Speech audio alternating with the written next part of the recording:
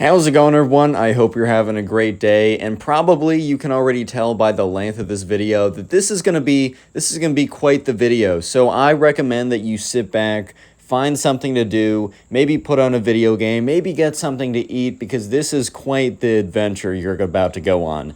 These are my favorite cringiest kid ever stories, and let me just say that if you're not prepared for the cringe with this video, that I gotta give you a fair warning that the cringe is real. So here's a compilation of some of my favorite cringiest kids of all time stories. Use code ConnorPugs for 10% off at Gamer Subs on screen right now. Subscribe to the channel if you're new and like story videos. And you know what? With that being said, let's just jump right into it.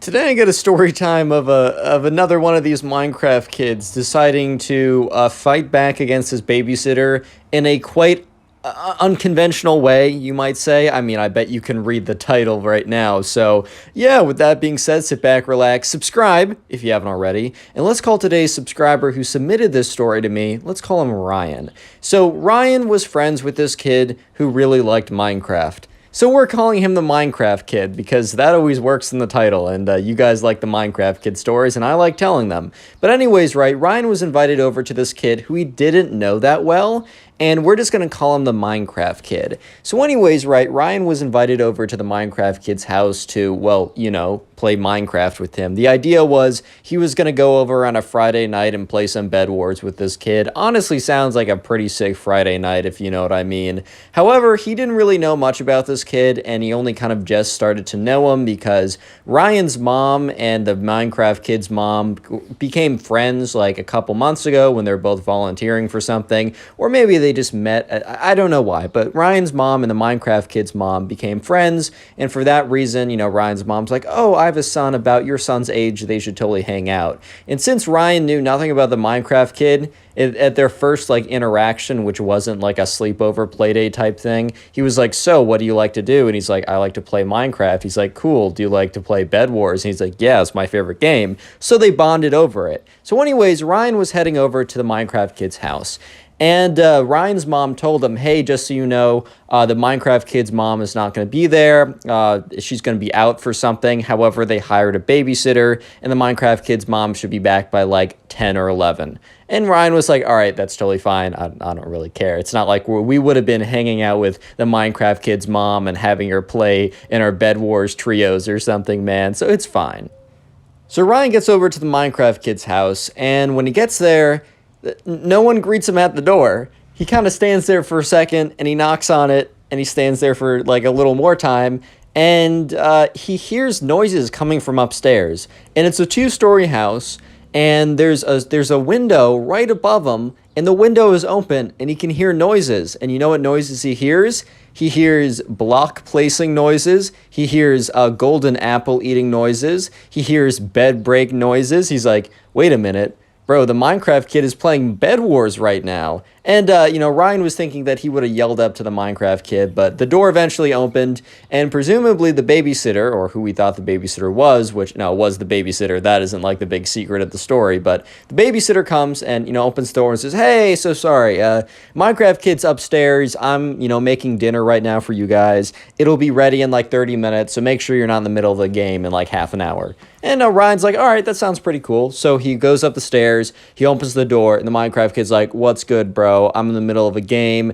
Get your, like, laptop out and set your stuff up, and we'll go into, like, doubles in just a second. And so sure enough, and by the way, guys, Bed Wars it's a Minecraft game where you can, like, it's fun. You should go look it up and play it maybe. But just for context, it's a video game on Minecraft. But anyways, right, so he sets up his gaming setup or whatever. He gets that all ready. And yeah, sure enough, the Minecraft Kid eventually wins his game. Great work, Minecraft Kid. Not so great work at later the night, as you can tell by the title. But yeah, anyways, Ryan and the Minecraft Kid, they start playing some Bed Wars duos. Life's pretty good. And that's until they're in the middle of a game, and it's really, really intense, right? It's getting really down to the wire. If you know a thing or two about Bed Wars, all the beds have been broken, and they're really just both of them. Ryan and the Minecraft kid are super stacked. They have their golden apples. They have their diamond armor. Yes, they sweated to diamond armor. And the two people that were remaining were about as good as they were. And they were playing for all the marbles at this point, man. This was pretty intense. And that's when the babysitter yells, "All right, guys, time for dinner." And the Minecraft kid's like, "Well, 1 second." Yells down that, and Ryan and the Minecraft kid are like, all right, how are we gonna do this? Do we go in? Do we wait? And the Minecraft kid is a big fan of like camping, which in a video game, when you're camping, that basically just means that like you're staying on defensive ground and you're waiting for the opponent to come to you, which in Bed Wars, if you're super stacked, that can kind of give you the advantage because you can always drop golems. You got a hometown advantage if you have the regen thing. Camping is an okay strategy, super late game, but that also means that the game's going to be a long time. And Ryan says to the Minecraft kid, "Hey man, do you think we should like be aggressive and we should be the one attacking them? Because like, our food is like dinner is ready. Do you think we should just go do that for the sake of doing that just so we can, and we'll play another game when we come back?" And the Minecraft kid's like, "No, like I know that we'll win. Like we have prot 4 diamond, they don't. But if we go to them, there's a chance that they knock us off, we fall while going, they fireball us over. It's just a lot more dangerous to go over." He said, "We're staying here." And Ryan, who doesn't really care, he's like, "All right, man, sure, we'll stay here." And then, a minute later, the babysitter says, "Guys, you don't want dinner to get cold." And the Minecraft kid's like, 1 second. Which it wasn't going to be a second. Like, it was going to be probably like 5-10 minutes on average remaining of the game. And Ryan and the Minecraft kid were waiting it out. And the thing was, the other team was camping too, which basically means that they were both just collecting gear and such, and they weren't attacking each other. So then the babysitter was, yelled up again, like, "Guys, like, come on, like, I made you something. Like, I told you not to be in the middle of a game." And he's like, once again, the Minecraft kid, instead of saying, "Hey, I'm so sorry, can we be down there in 5 to 10 minutes? Like, I apologize." He's like, 1 second. He just keeps yelling down 1 second. And the babysitter kind of did something that she probably shouldn't have. Like, it just wasn't that deep, but I think the babysitter was kind of getting mad that, they just were refusing to come down when, she was sweating out some good food or whatever. So the babysitter, what she does is she goes to the Wi-Fi router, and yes, you can probably already guess, unplugs it and replugs it, which basically, if your Wi-Fi, at least in my case, whenever my Wi-Fi is super slow or just kind of sucks, I go to the Wi-Fi modem or router or whatever. Modem? What am I saying? I go to the Wi-Fi router, and I think I combined router and modem. My fault. I go to my Wi-Fi router or box, unplug it, replug it. Wi-Fi's down for like 5 minutes, but then it comes back nice and fresh and clean. However, the Wi-Fi goes down. So basically, right, Ryan and the Minecraft kid are in the middle of a match, and like they start to go to like buy something from the store, and Ryan's clicking on it, but it's not registering it. And Ryan's like, dude, I think I'm disconnecting. And at this point, right, if you disconnect, you lose. And the Minecraft kid's like, no, it's not working. Why can't I place blocks? Why are things not registering? And then both at the same time, they get a message, like, not kicked, but like, it disconnects from Hypixel, like no connection. And the Minecraft kid's like, no! Starts slamming his fist. And Ryan, who doesn't really care, and it looks at the Minecraft kid, and the Minecraft kid was like, I was on a 99 win streak.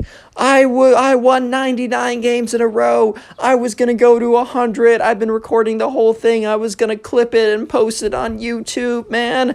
I was about to get 100. Basically, he was pretty upset. So Ryan and the Minecraft kid, Ryan just looks at the Minecraft kid and be like, all right, man, I'm so sorry. Like, we'll grind it out tonight. We'll get you back to at least halfway, which was a lie. They were not going to play, nevertheless, win 50 games in a row. But, Ryan's just trying to calm the air. And he's like, yeah, man, don't worry. We'll get back to it. So they walk down, and the babysitter is waiting there. And she's like, guys, like, I asked you to come down. If you weren't going to come down, you should have at least told me. And I would have put it back in the stove. Now the food is cold. It really took me, turning off the Wi-Fi to get you guys to come down. Teenagers these days. Or not teen, I guess. She's a teenager. She's the babysitter. I guess preteens these days. And that's when Ryan is like, oh my God, she turned off the Wi-Fi. That's why we frozen the game. And Ryan looks over at the Minecraft kid, whose face, he just stood there. Like, he's been frozen by, like, a spell that turns you to stone. He's just frozen there, looking at her. His, like, jaw starts to slack a little bit, like, oh, my God. Oh, my God, it was you. It was you who got in between me and the 100 Bed Wars win streak. Real quick comment, Minecraft, if you made it this far into the video, as that will be the secret word of the day. And if you want to support the channel, as always, just go ahead and binge watch several videos or a bunch of videos whenever you have the time. And let me know in the comments if you do this, because it really does support me more than you can probably even imagine. It boosts the channel. YouTube likes watch time anyways. So right now, remember, Ryan and the Minecraft kid just lost in a very important game for the Minecraft kid. He almost got a 100 win streak, which is pretty impressive, I'm not going to lie. But unfortunately, the babysitter, who kind of like overreacted a little bit, got mad and unplugged the Wi-Fi, and that made them lose the game that they probably were actually going to win. And so when they walk down, they have no idea that the babysitter was the reason why they lost the game, until the babysitter is like, oh, guys, like, I really had to pull the Wi-Fi plug to get you guys down here. Like, crazy how, like, preteens are these days, or kids on their phones too much, like one of that, like, old man behavior type thing, even though this girl was, like, 17 or something. And the Minecraft kid is just so angry. He's like, you're the reason I lost my Minecraft game. And she's like, sorry, like, should have come down faster, or should have at least told me. And she goes to sit down, and Ryan is also like, all right, well, this is going to be a little awkward, but whatever. I'm still going down to sit down, like, whatever. Like, he's not going to react that ridiculously. How do I say this? Yeah, no, he acted ridiculously. The Minecraft kid waits until the girl sits, or the babysitter, she's 17. I guess she's still like a girl, I guess. She is on, I don't know. She waits till the babysitter, right, sits down. And when the babysitter sits down, the Minecraft kid runs up to her, grabs a chair. This is like the most ridiculous thing I've ever heard. Grabs a chair, turns around, pulls down his pants, and rips up.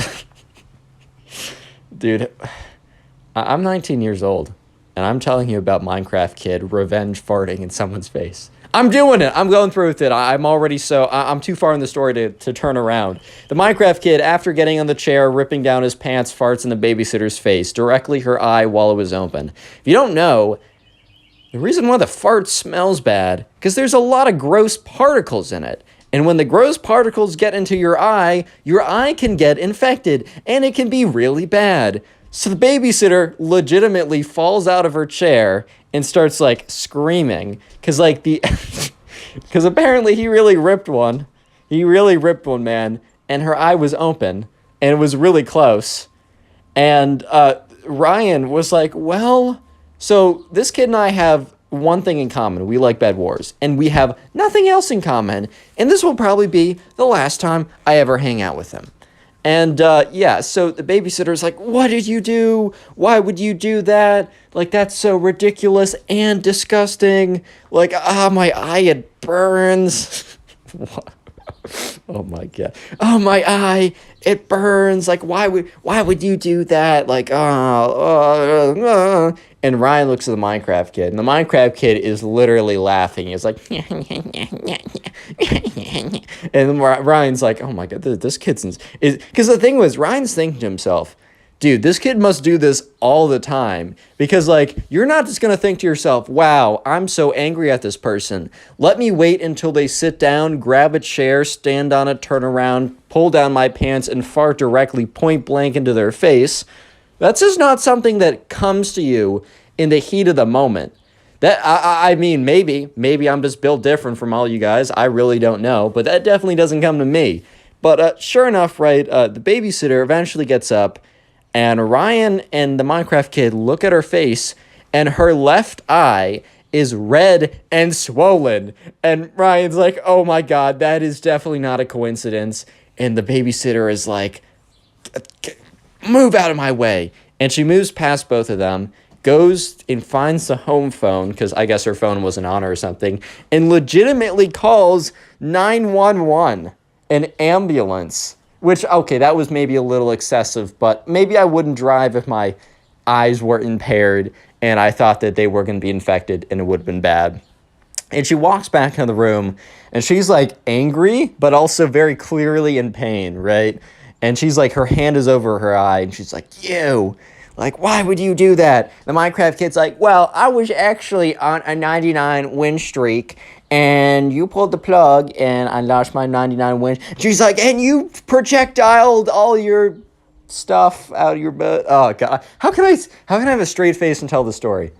Anyway, she's like, and you probably gave me a raging infection. My eye burns. Like, if I lose sight, I'm suing your She was getting mad. And eventually, right, the ambulance does come. She explains the ridiculousness of the situation. The guy, she sits in the ambulance, drives to the hospital. They check her out or whatever. But remember, this is from Ryan's perspective, so we don't exactly know what the doctor says. Ryan's mom, who got really invested in the situation afterwards, said that, like, the doctor's, like, her eye is fine now, but the doctor said that, like, it really could have gone south if she didn't go there, like, immediately, which is insane. So anyways, right, Ryan and the Minecraft kid are legitimately just in this house alone, and that's when the Minecraft kid's mom comes back early, super angry and upset, because the babysitter sent a message to, his mom explaining everything and why that she had to leave the premises immediately. So the Minecraft kid's mom had to leave whatever she was doing to come back, and she was like, walks in, she's like, you, turns to the Minecraft kid, like, you did it, you pulled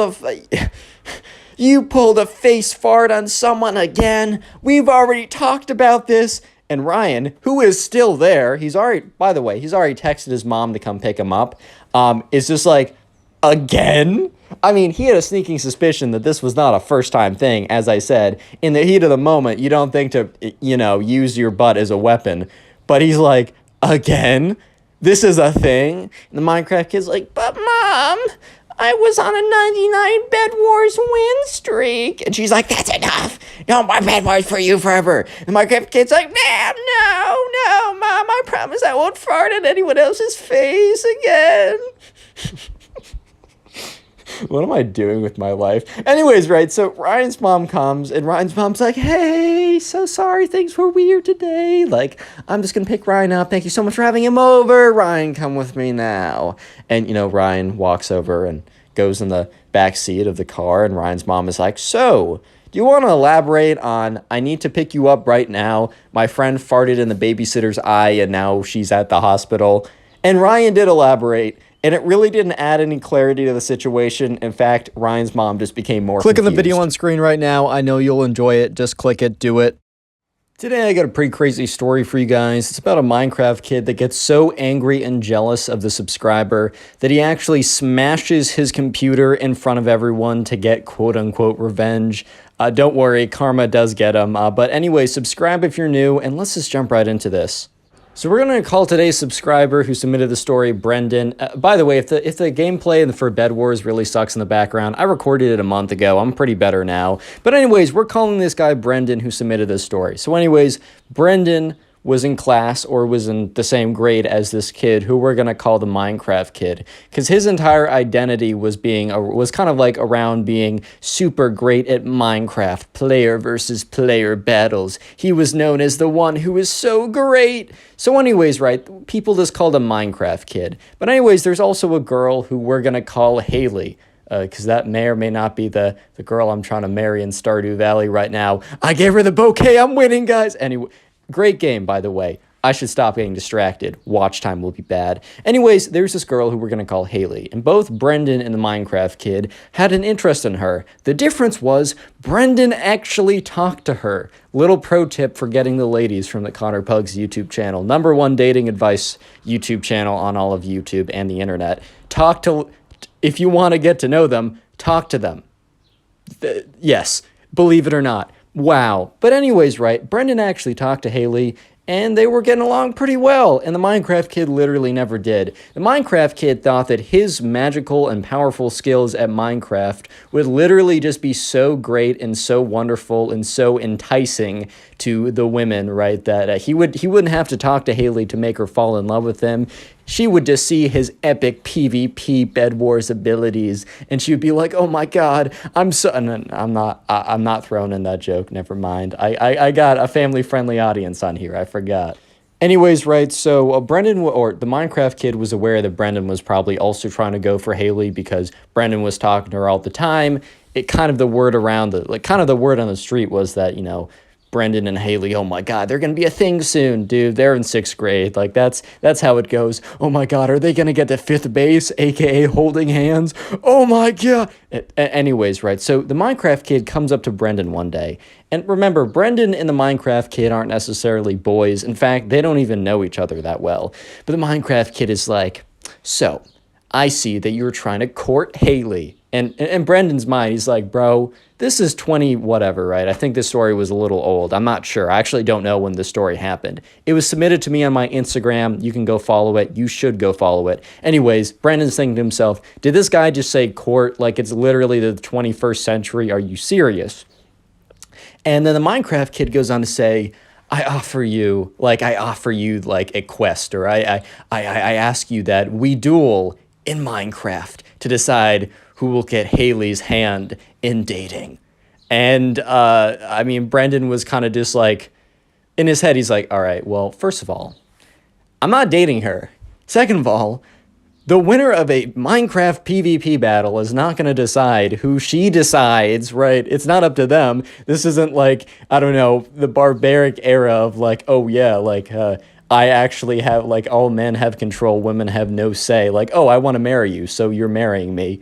And also, I don't think there ever was an era where you did PvP battles to decide who was, like, who would marry the girl. I'm better at Minecraft, I get all the women. Nah, that's never been true. It doesn't matter what parallel universe or anything like that you go into, man. I am sorry, Minecraft sweats. I am so sorry. But Brendan, who kind of knows that, he's going to be getting with Haley anyways, thinks to himself, all right, well, this will be kind of funny. Like, whatever, man. Who cares? So Brendan says, sure, we'll do a PvP battle to decide who gets Haley's hand. Because he's kind of laughing. He's kind of goofing. But the thing is, the Minecraft kid takes it super seriously. He's like, yes, you fool. Don't you know that I am super great at Minecraft?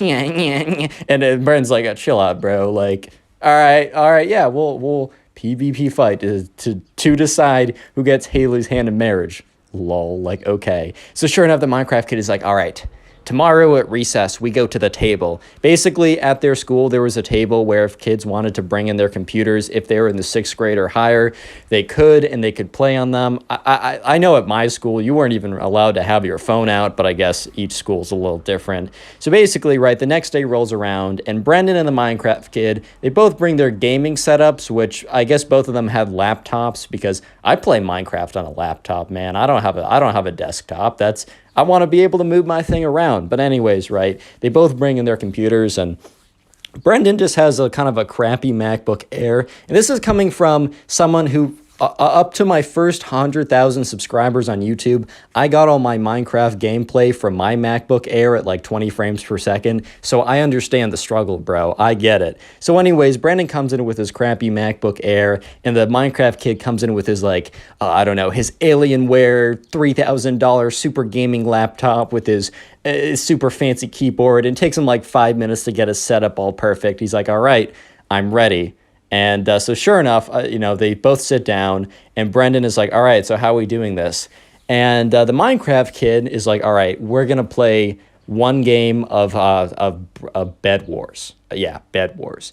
And, at first Brendan was like, bro, how are we going to do that? But then the Minecraft kid said that he had the, like, MVP++ rank on Hypixel, which Hypixel is a server that lets you play bedwars, which is the game I was playing in the very beginning. And if you have MVP++, you can make private games where it's just you and your friends. So anyways, the Minecraft kid, sent a duel request to Brendan, or a bedwars party, whatever. Anyways, all you got to know is they were playing Minecraft and they were playing bedwars, and it was just them. It was just Brendan and the Minecraft kid in a game.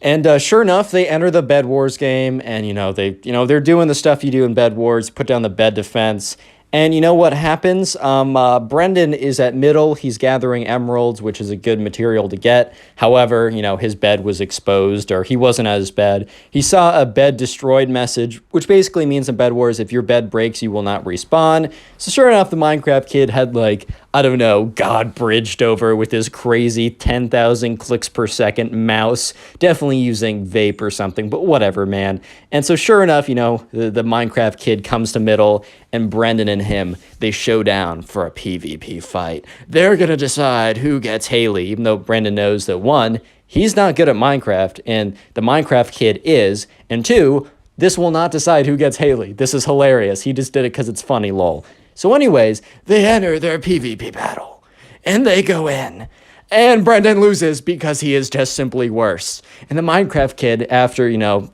hitting, you know, Brendan enough times with a sword that he dies, is like, yes, Haley is mine. And everyone who, because remember, it's recess time, because dude, they had like, I don't know if it's called recess, but they had like a break period. So everyone was kind of around there, and a bunch of kids turn around and are kind of like, what? Huh? Are you okay, sir? And sure enough, the Minecraft kid is like, you fool, you should never have dueled me for Haley's hand in dating in Minecraft. You should have known by my reputation that I would have absolutely slapped you. And Brendan looks at him with this face of like, yeah, man. That sucks. Wow. That is just too bad. This kind of reminds me of the first season of Parks and Rec, if you saw that, where this isn't really a spoiler, but Andy really wants to get his girlfriend back, so he like offers like a pool game with this guy named Mark, who disappears after season 1. I don't know, maybe the actor wanted to do something else, and he's kind of like, oh yeah, I'll bet Anne, the girlfriend of Mark at the time, on this pool game, and Andy wins. He's like, yes, she's mine, but reality kind of kicks in, and he's like, wait. Huh? But I won her fair and square. Same thing here. So the Minecraft kid is still like, I don't know, Fortnite, doing the little dances, doing the L dance, doing the little other cringe stuff. He's like, Haley is mine. I didn't even have to talk to her, and she's gonna be my girlfriend. I'm gonna go to 10th base and hold her hand. and Brendan at this point is like really trying to hold back a smile. He's like, all right, this is so funny, dude. Don't blow it. Don't make it apparent. And he's like, yeah, man, you totally, oh man, I can't do this. You totally won. I can't do this, man. He's really trying to do it. He's like, yeah, you totally won Haley's hand in dating because you beat me in Minecraft. Yep, that's totally what happened. Holding back the laughter, holding back the tears at this point. And sure enough, right, Brendan's like, all right, man, go ahead. And he's like, yes, I'm gonna tell everyone about my victory dance so that you know so everyone knows that you lost to me in Minecraft, and that's why Haley is mine. The Minecraft kid runs away to go tell his other, friends. Well, I don't know about that. I think his friends are his Bed Wars win streak and nothing else. But whatever, right? So Brendan goes over and finds Haley. He says, hey, so I just played this guy because he wanted to duel me for your hand in dating, and Haley's like, what? And Brendan's like, yeah, I thought it'd be funny. So, by the way, I lost the duel because obviously you can't do that, but I thought it was funny. And I lost. So he's going to come over to claim his prize, I guess? And Haley's like, all right, well, this is kind of funny, but this is an awkward situation. And Brendan's like, yeah, I probably should have told you about this beforehand. If you need me to be here, I can subvert. I can come in and help you with the situation. She's like, all right, well, thanks for giving me context, I guess. So sure enough, a little while later, the Minecraft kid comes around and he finds Haley. And he comes up to her and he says, so, Haley, did you hear the news? This might be the first time the Minecraft kid ever spoke to Haley in his life. He was too busy sweating at Minecraft to even bother with the ladies. They'll come to me, man. I got a Bed Wars win streak. Real quick, comment Bed Wars down below. That'll be the secret word of the day. And if you want to help the channel out, go ahead and binge watch some more videos after this one or when you're doing something else. And let me know in the comment section if you do so I can say thank you. Anyways, right, so the Minecraft kid's like, so Haley, did you hear the news? And she's like, well, I was told that you and Brendan had a little Minecraft video game session and that you won. and that you now think that I'm your girlfriend? And the Minecraft kid's like, that is exactly what happened. You're so observant. You'll be a great girlfriend. And Haley's like, dude, like, that's not how it works. And the Minecraft kid's like, we had an agreement. And Haley's like, yeah, well, I wasn't part of that agreement. Do you think Brendan or you have the right to me as a girlfriend? And this is what the Minecraft kid's starting to piece together that his offer to duel Brendan made literally no sense. He's like, so when we were playing, Minecraft, I beat Brendan. Do you want to be my girl? And then eventually, like, Minecraft kid starts to realize, dude, he messed up, bro. He messed up big time. And he's like, wait, did Brendan, who told you? And, at this point, she was like, Haley was like, yeah, so Brendan told me about this. And then the Minecraft kid's like, so Brendan knew the whole time that this wasn't going to work? And Haley's like, yeah, well, anyone who is logical, middle, just gets cut off. The Minecraft kid sprints away. And Brendan walks up to Haley and is like, so, is that terrible? And Haley's like, well, he's pretty mad at you, and he ran away, so I don't know what he's cooking up. And that's when that's when Brendan and Haley and everyone else in the room heard a noise. The noise was something being thrown on the ground, smashing and flying into a million pieces. And that's when Brendan walks out and Haley walks out too. Basically, everyone walks out. And they see the Minecraft kid standing above a pile of disk computer parts. And that's when, at first, Brendan thinks, oh my God, he smashed his computer out of rage. But Brendan looked at the table to see that the Minecraft kid's computer was still there. And in fact, the only computer missing was his. And that's when he realized that the Minecraft kid obliterated his MacBook. And there was a teacher present. So the teacher is like, Brad, like, Minecraft kid, like, what did you just do? And Brendan speaks up and says, he just smashed my MacBook. And all of a sudden the teacher looks at Brendan and looks at the Minecraft kid and says, you two, come with me. Sure enough, teacher brings him to the principal's office. Principal's office hears what the teacher says. She hears both sides, which the Minecraft kid literally has nothing to say. Like, what are you gonna say, dude? And yeah, parents were called. And the Minecraft kid's mom had to reimburse Brendan's mom to buy a new computer. The Minecraft kid had to write a formal apology to Brendan and also write a formal, and actually both of them had to write a formal apology to Haley because Brendan had to explain the situation and the teacher's like, dude, that's not cool. And also the Minecraft kid got a week of detention for this. So moral of the story is, one, if you're just playing Minecraft all day, that may not be the most ideal or most optimal strategy to get the ladies to love you. Maybe I'm wrong, man. Maybe I'm wrong. Don't listen to me. I don't know. Today we got a story time of this bully who tricks this little kid into believing that Huggy Wuggy is real. However, the older brother of the little kid figures out what is happening and comes up with some pretty epic revenge. So you'll definitely want to stick around. Subscribe if you're new, and let's call today's subscriber who submitted this story, let's call him Ezra.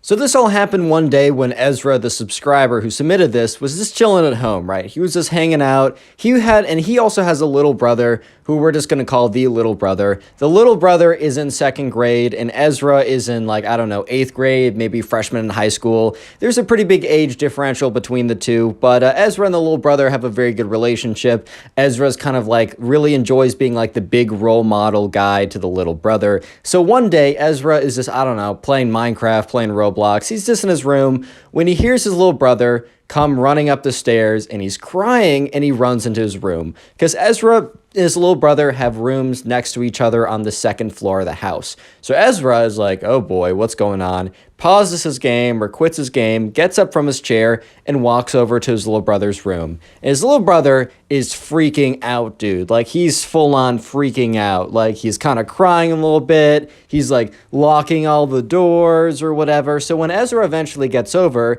the door's locked. Or there aren't really locks on their doors, but for some reason Ezra can't get in. And he's like, hey, little bro, like, what's going on? And he's like, how do I know you're not Huggy Wuggy? And Ezra's like, bruh, like, what do you mean by that, dude? Like, what are you even saying here? And he's like, how do I not know that you're not Huggy Wuggy in disguise? And Ezra's like, all right, so obviously something's going on here. And so Ezra's like, all right, well, Ask me a personal question that only I would know, just if you really need proof that I'm not Huggy Wuggy in disguise. So the little brother thinks about it for a second. He's like, a week ago, you brought me to the mall. Which store did we go to? Ezra's like, we went to Build-A-Bear. And as soon as he says that, he doesn't get a response from his little brother, but he hears the movement of like some kind of big object in front of the door. And sure enough, Ezra pushes on the door again and it opens. And he sees that the little brother moved like a drawer or something that was kind of heavy and prevented him from opening the door in front of the drawer. And his little brother's now sitting on the bed, like kind of freaking out. And Ezra's like, dude, what is going on? He's like, Huggy Wuggy is real and he's out to get me. I have to check behind every corner now. I'm not safe, and you're not safe, Ezra. And Ezra, who, is on the internet, man, he watches YouTubers. He knows about Huggy Wuggy. Basically, if you don't know, it's the guy in the thumbnail. It's also just it's like a character from a horror video game that came out recently that's pretty popular. And Ezra's like, bro, you don't need to worry about it. Huggy Wuggy is not real. He's just something from the internet. He's from a video game. Do you think that, Star Wars is real? It's from, a TV show, or SpongeBob's from a TV show. Like, there's nothing for you to worry about. And the thing is, right, Ezra's little brother has access to, like, a Nintendo DS, that's probably about it or whatever, has no access to the internet, doesn't even have access to YouTube, just all he can do is play a little bit of games. However, there are people in his class, which you'll learn pretty soon, that do have access to the internet. So Ezra's like, little bro, like, what's up? What's wrong? What's good with you? Like, why are we freaking out right now? And, Ezra's little brother's just like, Ben. Once again, I'm using Ben, bro. I'm sorry. It's the name I always use when I need a name. And, Ezra's like, yeah, isn't that the bully in your class? So Ezra's like, hangs out with his little bro enough to know, like, a little bit of, like, what's going on with the class. And, sure enough, Ezra's like, yeah, dude, I know who Ben is. And, Ezra's like, or Ezra's little brother's is like, Ben came up to me and he showed me this video of this big scary blue thing, and he said it was Huggy Wuggy, and he said that, he was real, and he was roaming around, and he says that, like, I need to be super careful, and that he's gonna come after me, and that he was just doing me a favor, telling me. And Ezra's like, dude, he wasn't trying to do you a favor, trust me. All he was trying to do was scare you. And Ezra's little bro's like, how do you know? And Ezra's like, look, you know about YouTube. And Ezra's little brother's like, yeah. Because this is a place that Ezra's little brother's not allowed on. His parents were like, don't let him on YouTube. Like, we're not allowing that for a while. But Ezra kind of thought, all right, I'm going to step in here and be like, so on YouTube, there are a lot of videos, right? And he pulls up, like, a video of Huggy Wuggy. And Ezra's like, ah! And, or Ezra's little brother's like, oh my God, that's it. He's coming for me. And Ezra's like, hold on, chill out.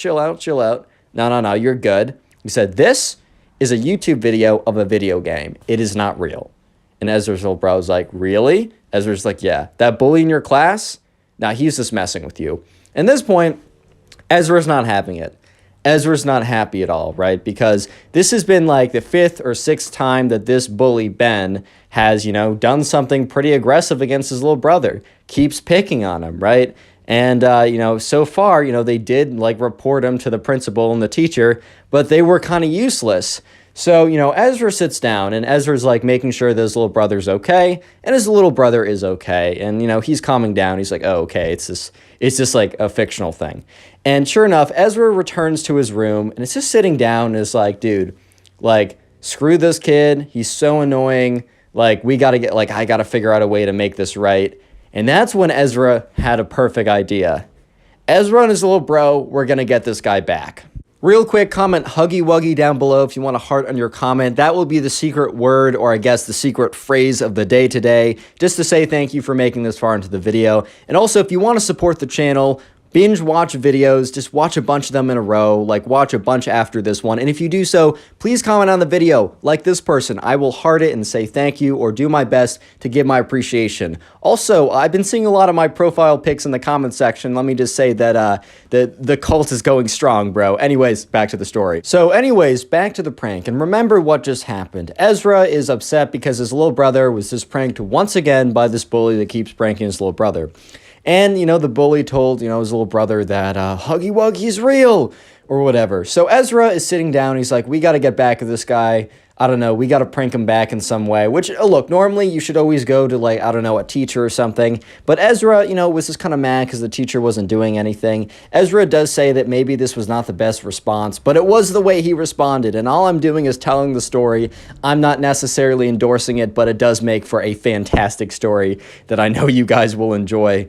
So anyways, Ezra has an idea. And instead of straight up telling you the idea, let's just kind of like, I'll let you along for the, stay along for the ride and you'll see what's happening. So anyways, Ezra buys one of those Huggy Wuggy masks on Amazon or one of those like websites or whatever. And within about a week or so, he gets it. And he comes to the door and he like goes to the package. He opens it up. He's like, ah, this is perfect. So he walks into his little brother's room. He's like, little bro, I got an idea. So he sits him down and he tells him the plan that I'm not going to tell you. And the little bro was like, you know what? He was like kind of like all teeming with excitement. He's like, yeah, we're finally going to get the bully back. Like, this is so fire. This is so awesome. And Ezra's like, by the way, remember, you can't get caught. And if you get caught, you're not saying I told you to do it, okay? And the little bro's like, yeah. So once again, I don't necessarily endorse this, but it was pretty funny. So I thought I'd tell it on the channel anyways. Anyways, right. So next day in school. The little brother goes in, and it's a normal day for the little bro. And now we're doing it from the little brother's perspective because, you know, Ezra wasn't there at school. The little bro has the Huggy Wuggy mask in his backpack, and he goes up to the bully, and he's like, hey, man, like, thank you so much for telling me about Huggy Wuggy. Like, I actually, like, was told by my uncle that it's a serious issue and that they made a video game out of it to cover it up. Basically a little backstory to make the, you know, the bully feel a little bit like, uh-oh. The bully's like, bro, I was just making it up. I totally got you. And Ezra's like, no, I talked to some adults about it, and apparently it's actually a real problem. And the internet is like, the video game was made just to cover up the real situation. So now the bully, remember, dude, they're in first grade, man. They're going to believe anything. So the bully's like, oh my God, like, now the bully's getting a little bit scared, a little bit concerned. And so anyways, you know what? I'm just going to tell you what they do. The plan is for the little brother to wear the Huggy Wuggy mask and to be in a position where only the mask is visible. And here is the plan that Ezra, the older brother, has. So I thought I'd be able to tell it, but I just want to tell you guys so you guys aren't confused when I explain it. Basically, towards the end of the day, after they're out of school, for some, like, the bully always goes to the bathroom. He always consistently goes to the bathroom because Ezra was like, do you know a time or a place that this bully, when he was asking his little brother, do you know a time or a place where this bully, it always goes? Does he always go to X place at X time? And the little brother thought about it. Was like, no, I can't think about it or think about anything. And he's like, oh, wait, no. Like, after the bell rings, the bully always goes to the bathroom before he's picked up by his mom. And so Ezra's like, all right, this is going to be perfect. And the plan is for the little brother, right, to go to the bathroom before the bully does, and then to hide in one of the stalls. And the idea is, since there are two stalls, the little brother is going to lock himself into one of them, and the bully is going to go into the other stall. And then the little brother is going to be like, hey, Ben, in a very kind of weird, creepy voice. And Ben's going to be like, who's that? And then instead of the little brother, like, I don't know, showing his feet or whatever, the little brother will be kind of squatting on the toilet and like bend down and just show his face. And his face, remember, has the Huggy Wuggy mask. So it's a little convoluted, but let me tell you exactly what happens. So sure enough, right before the bell rings, or about 5 minutes before the bell rings, the little brother says, hey, teacher, can I go to the bathroom? And the teacher's like, dude, like, we got 5 minutes left. And the little brother's like, I really gotta go. The teacher's like, fine, whatever, fair enough, right? So the little brother, instead of going directly to the bathroom, he goes to his locker. And what's in his locker? The Huggy Wuggy mask. So he grabs it and he runs on into the bathroom. And the thing is, right, he's got to make sure that he doesn't scare the wrong person. So he's memorized what shoes the bully is wearing. And he goes into one of the stalls and he squats on the toilet. Because if he has his feet down or he's standing normally, they're going to see his shoes. And then obviously Huggy Wuggy's not wearing the newest pair of fresh Skechers, man. It's just how it is. But anyways, he goes in there and he sees someone come in. He's like, is this the bully? He looks at them. It's not the right pair of shoes. So he waits. And also, I mean, there's no clock in the bathroom, but after about what it feels like 5 minutes has passed, eventually the door opens again, and guess who it is? It is the bully, or someone wearing identical shoes. He's just, the little brother's going to have to take the risk on this one. And sure enough, he waits a second. And he doesn't, here's the thing. The little brother and Ezra told him, okay, don't scare him while he's literally like, I don't know, going pee or something. Wait till he's basically done.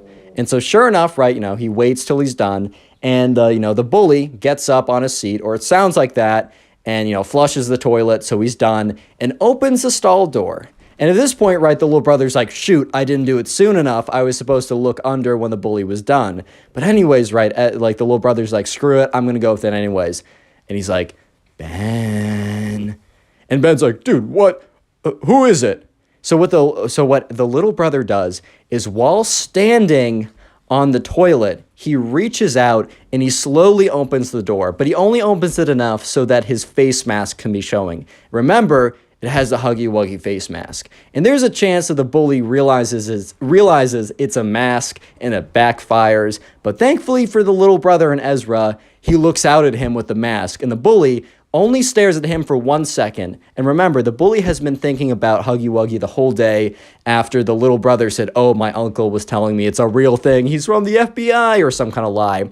And the bully's like, ah, immediately sprints out of there. And at this point, right, the little brother is like, yes, I finally got the bully back. But then he remembered that, Ezra, his older brother, is like, all right, after that happens, you need to get out of there. You got to leave the scene of the crime, because if he tells a teacher or a parent, they're going to go in there and they're going to see you and they're going to realize it's a mask. So after scaring the bully, he takes off the mask and he walks out of there as stealthy, as incognito as possible. And the thing is, the little brother doesn't know if the bully ever told anyone about it, because he was out of the bathroom, he was out of sight. And so let's switch back to Ezra's POV. Ezra's just playing Minecraft again. Remember, this is the subscriber, not the little brother. He's playing Minecraft in his room, and he hears his little bro walk up the stairs. And he's been thinking about the prank the entire day. And he's like, did it work? And so he immediately goes up to the door, opens it, and it's like, dude, did it work? And the little bro is just looking at him with the biggest smile on his face ever. Okay, how do I introduce a story like this, man? I mean, you guys can read. You've read the title. All I can say is strap in, buckle up, because this is going to be quite the ride. Subscribe if you're new and you enjoy stories. And let's call today's subscriber who submitted this, let's call this guy Mason. So this all happened one day when Mason was in class, and Mason was in 4th grade when this whole thing went down. And there's a kid who, once again, kind of wore the same creeper shirt every single day. And it was the creeper hoodie, and really that's not a big deal. If you want to wear the creeper hoodie, I don't really care. However, we're just going to call him the Minecraft kid, right? Because of the creeper hoodie. He wore it every single day, and maybe, right? Maybe he has a closet full of 18 different varieties of the creeper hoodie. Or maybe his mom does a load of laundry every single day. Or maybe he's just wearing the same creeper hoodie every single day. I mean, you guys can believe whatever you want, but I think one of those three are a little bit more likely than the other. But anyways, right, so there's this kid called the Minecraft kid because he wore the creeper hoodie every single day. And he was a little bit strange. And there's nothing wrong with you being a little bit strange. I'm a little bit strange. I mean, I run a YouTube channel, man. I mean, that's already putting me in the strange category, unfortunately. But hey, man, I love the YouTube too much to drop it or anything like that. But sure enough, this all happened one day when the Minecraft kid was in class with Mason. And the Minecraft kid raised his hand. And another thing you need to know about the Minecraft kid is he would take bathroom breaks like 6 times per class. And I don't know about you, but back in the day, I definitely used to go to the bathroom to like go on my phone or just take a break from the class. However, I would be very like strategic with it. I wouldn't do it every single day. I do it like every other day. I would make sure that I wasn't away for too long, like maybe 5 minutes max. But this kid, bro, would just abuse the bathroom break button. He was like spamming it, just try to like, I don't know, man. But every single day, go to the bathroom, minimum 2 times, maximum like 6 times. That's what I'm told at least. And sure enough, once again, one day, the Minecraft kid raises his hand for the 3rd time in class. And this has been going on for months. And I just think at this point, the teacher kind of just snapped. And he looks at the Minecraft kid. He's like, yes. And the Minecraft kid says, hey, can I go to the bathroom? And here's the thing, right? The teacher should not have reacted in the way that he reacted, because maybe this kid has like IBS or something. Maybe he has to go to the bathroom like a ton per day. However, if he did, it was not registered with the nurse, or even if it was, the nurse did not communicate that properly to the teacher, which she probably should have, or he probably should have, just because, I don't know, if a kid's going to the bathroom 7 times per day, that might be a little suspicious to the teacher. However, the teacher was kind of just assuming that the kid was just going in to like go on his phone or whatever. And that was probably the case, but I mean, you really don't know. But after the Minecraft kid says like, hey, can I go to the bathroom for like the 3rd time? The teacher's like, you know what? No, you can't go to the bathroom. And the whole class kind of turns around and is like, wait, whoa, pause. Like, hold up now. Like, this kid's been asking you to go to the bathroom like 7 times a day for the last 6 months. And now you're saying no? Like, what changed, man? And the teacher's like, you're going to have to wait till the end of class. You've been going way too much, way too often. I think you're missing too much of classwork, right? And the Minecraft kid was not happy to hear this. For all we know, maybe he actually did have to go to the bathroom. But Mason, to be fair, right? Mason has gone to the bathroom. He's the subscriber who submitted this story. He's gone to the bathroom at times when the Minecraft kid has been in there. And Mason can hear the volume from his iPhone up all the way. The Minecraft kid is in there playing like Flappy Bird or watching TikToks or whatever, man. He's just going on his phone. Maybe he also has to go to the bathroom, but the Minecraft kid obviously definitely was kind of like, most likely was abusing it just to go to the bathroom. But sure enough, the Minecraft kid raises his hand again. He's like, I gotta go. And the teacher says, like, Minecraft kid, you've gone like 6 times during class, every single day for the last 6 months. You're missing out on class time. Please try and like conserve your like bathroom breaks. I will let you go, but just give it a second. I just can't let you go and disrupt the class like 1,000 times every single day. And the Minecraft kid was getting kind of angry. And he didn't say anything. He wasn't like, no, I really gotta go. And the Minecraft kid also didn't just stand up. Unfortunately, I think the Minecraft kid watched a little bit too much South Park. If you guys know what I'm talking about, there's an episode of South Park, which is a TV show kind of aimed for adults, so I wouldn't go search this up if you're too young. But there's this kid named Cartman. And one time, Cartman needed to basically go to the principal's office, so he decided to do number 2 on the desk of a teacher. And I think the Minecraft kid got a little bit too inspired by Cartman, because the Minecraft kid is like, you're going to want, like, I need to go to the bathroom, and you're going to regret it if you don't let me. And the teacher kind of turns around kind of sharply and looks at him and says, like, you shouldn't be threatening people. Like, that's a very bad thing to do. Like, you shouldn't be doing that. He said, you know what? Just because you're threatening me and said in such a threatening voice, you're not allowed to go to the bathroom for the rest of the class. And this only made the Minecraft kid even more upset. And Mason is just sitting here watching this back and forth. And Mason kind of feels a little bit for the Minecraft kid, because maybe he really needs to go. Maybe the first 2 times, yeah, I mean, it is kind of karma if you were just going to the bathroom 6 times per day just to go on your phone. However, right, I mean, maybe he really has to go, man. It's kind of cruel to like not let someone go to the bathroom when they really need to. But he did just go like 5 minutes ago and 10 minutes before that. So, I don't know. Anyways, right, Mason was sitting there, and the Minecraft kid raises his hand for a final time and says, you're going to let me go, or you're going to regret this. And once again, the teacher's like, if you threaten me again, you're not going to be allowed to go to the bathroom ever again when you're in my class. And at this point, the whole class is like, oh, I don't know if they're actually like hyping up like that, but things were getting legit and they could feel it for sure. They're like, oh, dang, dude, like stuff's getting real, right? And sure enough, the Minecraft kid says, very well, have it your way. The teacher kind of like has a little bit of a smile, but quickly brushes it off, probably because he felt like he won that discussion. Like, all right, well, this kid who's been abusing the bathroom system has lost, and I won as a teacher and I asserted my dominance.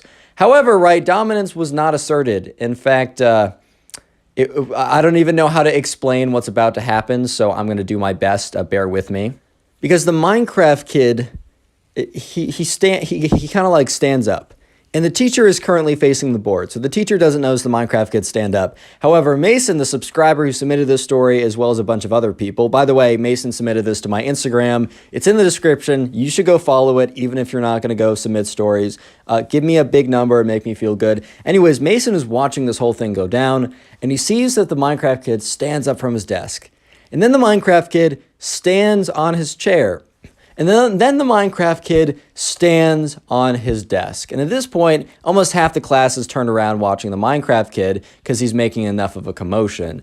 In the next, YouTube, please be nice. YouTube man, I'm going to describe the next thing without making you mad.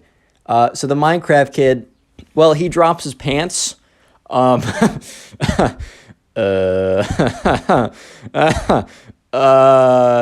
drops his pants. And he says, "Teacher," and the teacher turns around and is about to be like Minecraft kid for the last time. And he turns around and is like, "What? What? Huh?" And the Minecraft kid is like, "Teacher, I told you you would regret not letting me go to the bathroom." And just to put it just to be point blank, just to be straight up, just getting right to the point.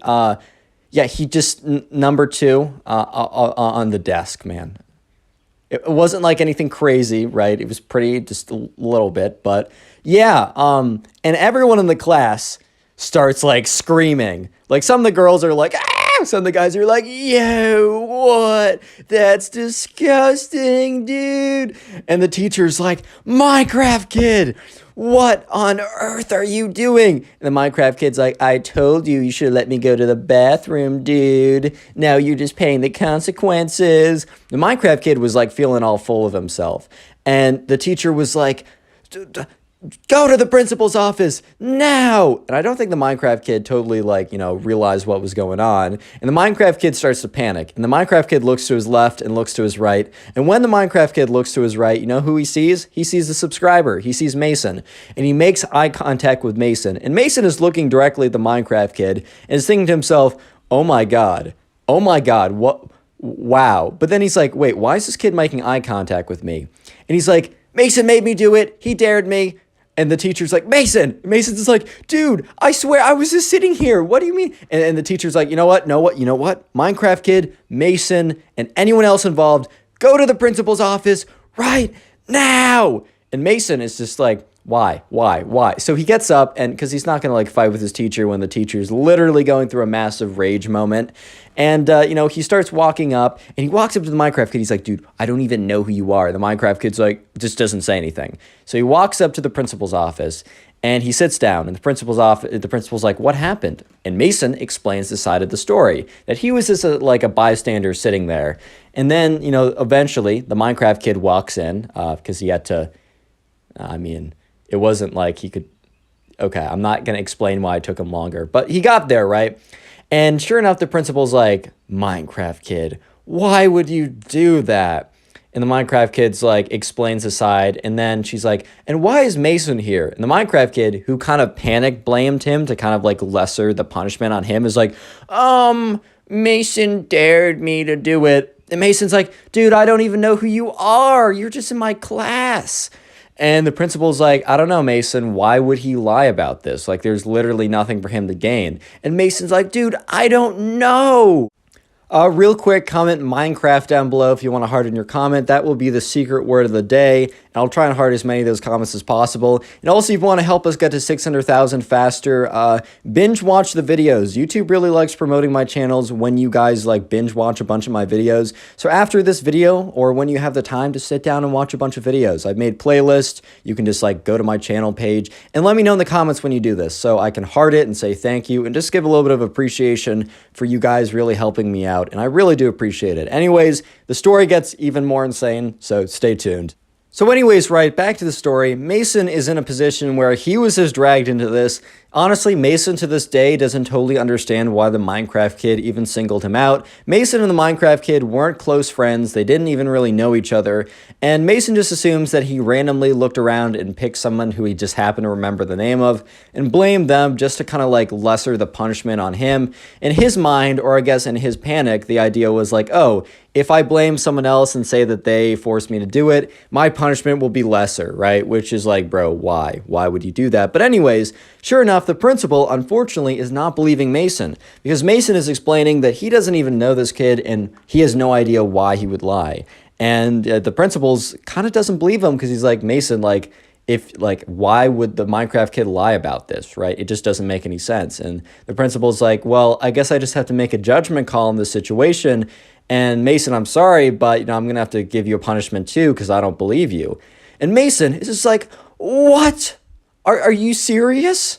And then Mason said, even if I did like dare him to do something ridiculous, it's still up to him. Like, I didn't, for the record, and I stand by that because I don't even know this kid. But if someone was to, why would that even matter? And the principal's like, so you're admitting it? And Mason's like, no, I'm just saying it'd be stupid even if I did. But it's double stupid because I didn't even do it. And the principal's like, don't say stupid to me. Mason's like, I'm in 4th grade. And also this is double stupid. What can I say?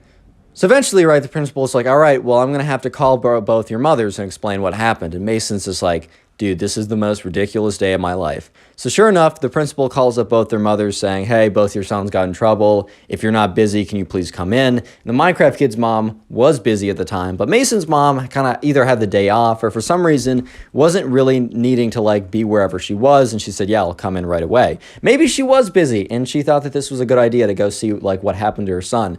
So Mason's mom comes in and she's like, looks at Mason with this look of like, what have you done? And Mason looks at her with these like eyes of like, bro, I don't know what's going on, confusion, whatever, right? The principal is like, all right, hi, Miss Mason's mom, or, whatever. Well, I'm so glad you could come. And the principal explains what happened. And then she kind of explains how she doesn't believe Mason. And Mason's mom started with a look of concern, and then she almost got a look of like annoyance. And the look of annoyance grew and grew the more the principal told the story. And Mason was looking at this and was like, okay, is my mom on my side, or is the look of annoyance because she's so annoyed with me? Either way, this is just the worst situation ever. So sure enough, right, by the end of the story, Mason's mom's like, why am I here? The principal's like, well, didn't you hear, like, your son, supposedly dared him to do it. And Mason's mom, like, first of all, my son disagrees with that statement. You don't really have any proof, but let's say he even did. Why would that matter? And the principal kind of was a little shocked. And Mason's mom's like, isn't it like a cliche saying for parents to be like, if your friend jumped off a bridge, would you as well? Like, are you really just supposed to do whatever the popular kid does? And then Mason's mom's like, even if my son did, which I'm not convinced he did, dared him to do what he did on the desk, right? Why is that my son's fault? Is this kid not like able to function by himself? Is the blame 100% not on, the Minecraft kid anymore?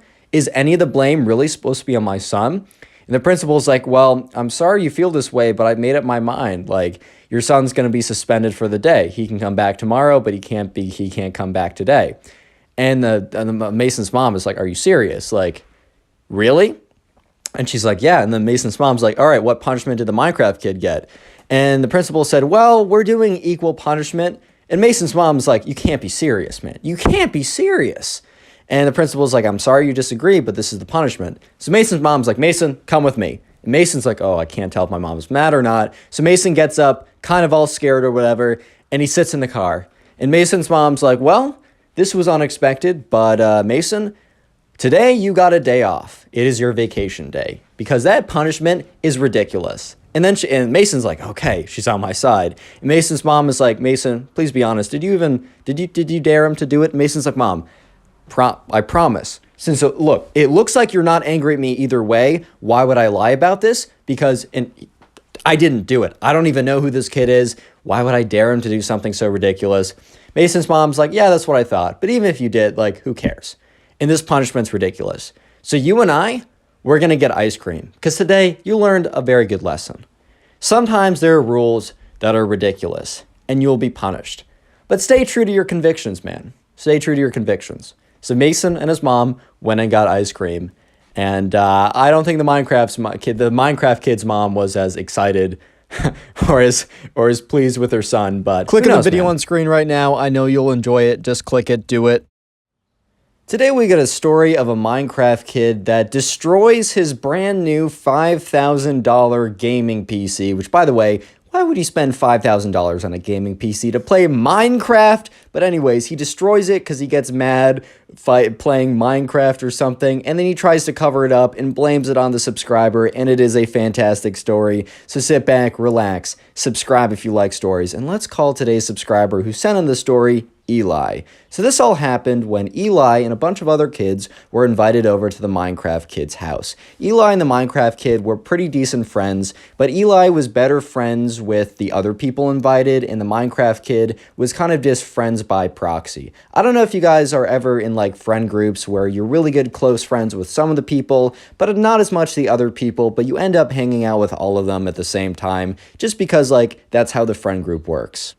So Eli was pretty excited to see the new big gaming PC, and he didn't dislike the Minecraft kid. I want to make that very clear. They were friends, like they were on good terms. I mean, they weren't really friends after what happens in this story, but you'll have to wait to see exactly what that is. But anyways, let's just fast forward to Friday night. They all get out of school and they go home, and then after a couple hours later, all their parents drive them to the Minecraft kid's house, and they're all excited. I mean, the school week is over, man. They're going to see their friends. Their friend, the Minecraft kid, got a new gaming PC, and maybe if they're lucky enough and if he's feeling generous, they'll get a swing on the most extreme, powerful graphics ever so that they can play Minecraft, which definitely needs 10,000 frames per second that you literally can't even see, but whatever, man. Anyways, right, so they all get to the house, and the Minecraft kid's mom greets them. It's like, oh, welcome to our little house or whatever. It was not a little house, man. I mean, look, if your mom or dad is buying you a $5,000 gaming PC, they probably have a little bit of spare cash, if you know what I mean. It was a pretty cool house, but none of these kids really cared. They just thought the Minecraft kid was cool, and he was someone to play Minecraft with. Turns out he was not as cool as they thought. But anyways, right, the Minecraft kid runs down the stairs. He's like, guys, you gotta come up here right now. And they all kind of like run up the stairs, and they got their sleeping bags and their backpacks full of their belongings. It was turning out to be like a really great night. Or so they thought before it went terribly, terribly wrong. But anyways, right, they walk in the Minecraft kid's room, and none of them had actually ever been over to the Minecraft kid's house before. All of them had kind of grown up in the neighborhood together, and the Minecraft kid came 2 years ago, so he was kind of like a newer addition. However, the Minecraft kid did like sleep over at their houses before, but they walk in the Minecraft kid's room, and it is one of the coolest rooms ever. It's got like a really cool bed, and there's all these little fun things, and a beanbag chair, and there's like the glowing lights that you see on dorm rooms a lot of time in college, and it's just a really cool setup. And they're like, wow, man, you got the coolest room ever. And he said, and this is the best part. And he turns and he points at his desk, and sure enough, there is a massive monitor. There's a massive like gaming kind of like PC thing on the bottom. There's glowing keyboards and lights, or RGB. It's RGB, not Ruth Bader Ginsburg. It's RGB. And they were like, wow, man, that's the coolest PC I've ever seen. Like, we got to see you play on it. And the Minecraft kid is just teeming with excitement. He is so excited to like show off his new gaming computer. So he sits down. He's like, everyone, watch me obliterate these nerds in Minecraft. So the Minecraft kid, hops on his new super expensive, high resolution, tons of RAM, or I don't know computers that well.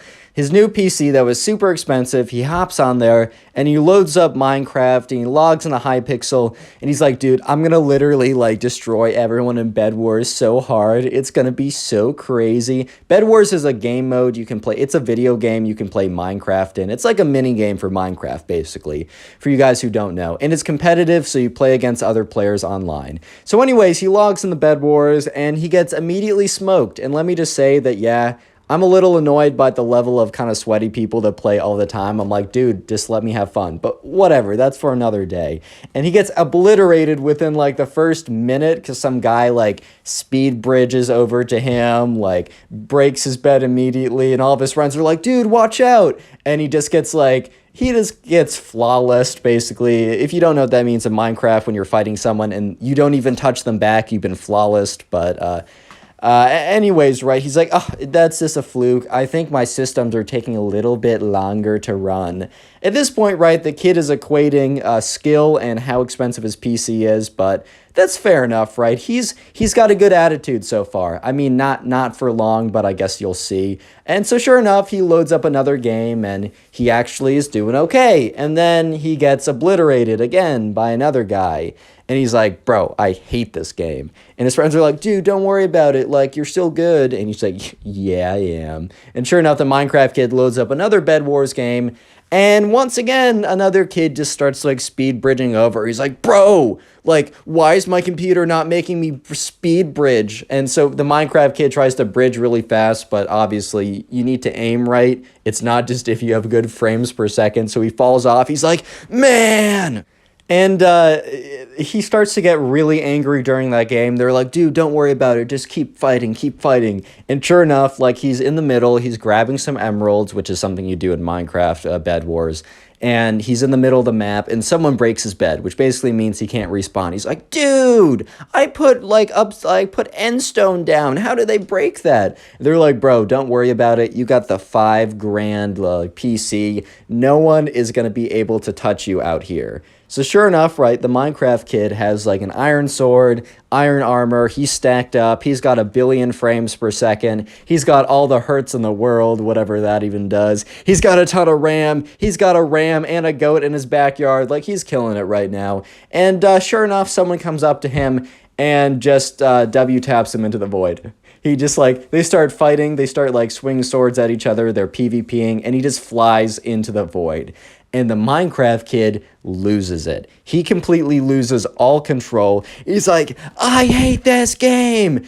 And with just two motions, right, he destroys his entire PC. The first motion is he takes his mouse and he smashes it into his like super expensive high resolution 1 billion hertz monitor, completely shatters, flies on the ground, and then with another motion, he still has his shoes on, he goes over to his gaming PC and with his big boot on, he kicks it, and it actually kind of flies across the room, hits the ground, and you could just hear the insides of that PC shatter. The motherboard, all the chips, and the cooling device, and the memory, all of it just shatters and shakes up, and even the side cracks, and some stuff is spilling out, and he's like huffing and puffing, he's like,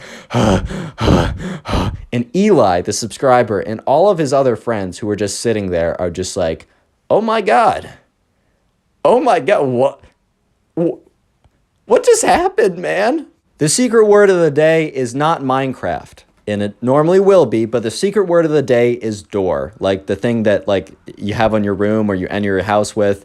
Yeah, so comment door down below and I'll heart your comment. Most of you guys won't get that, but for the few OGs of the channel, that will probably bring a little tear to your eye. Also, if you want to support the channel on our road to 600K, there's 2 things you can do. The first thing is binge watch my videos, aka watch a bunch of videos after this one, or watch a playlist of my videos before you go to sleep or while you're doing something. Please comment like these people when you're doing that so I can heart it. And also the second thing you can do is literally tell a friend who you think will like the channel, and hopefully they subscribe. And comment if you do that too, like this person. I'll try and heart it. Anyways, back to the story, because it gets even crazier from this point on. So it's kind of like the calm, not before the storm, but kind of the calm after the storm, because, you know, the Minecraft kid starts like, his emotions are slowly shifting from rage to, oh my God, what did I just do, to, oh my God, my mom is gonna kill me, bro. Like, I cannot, this can't happen. So the Minecraft kid like frantically looks over at his friends. He's like, guys, my mom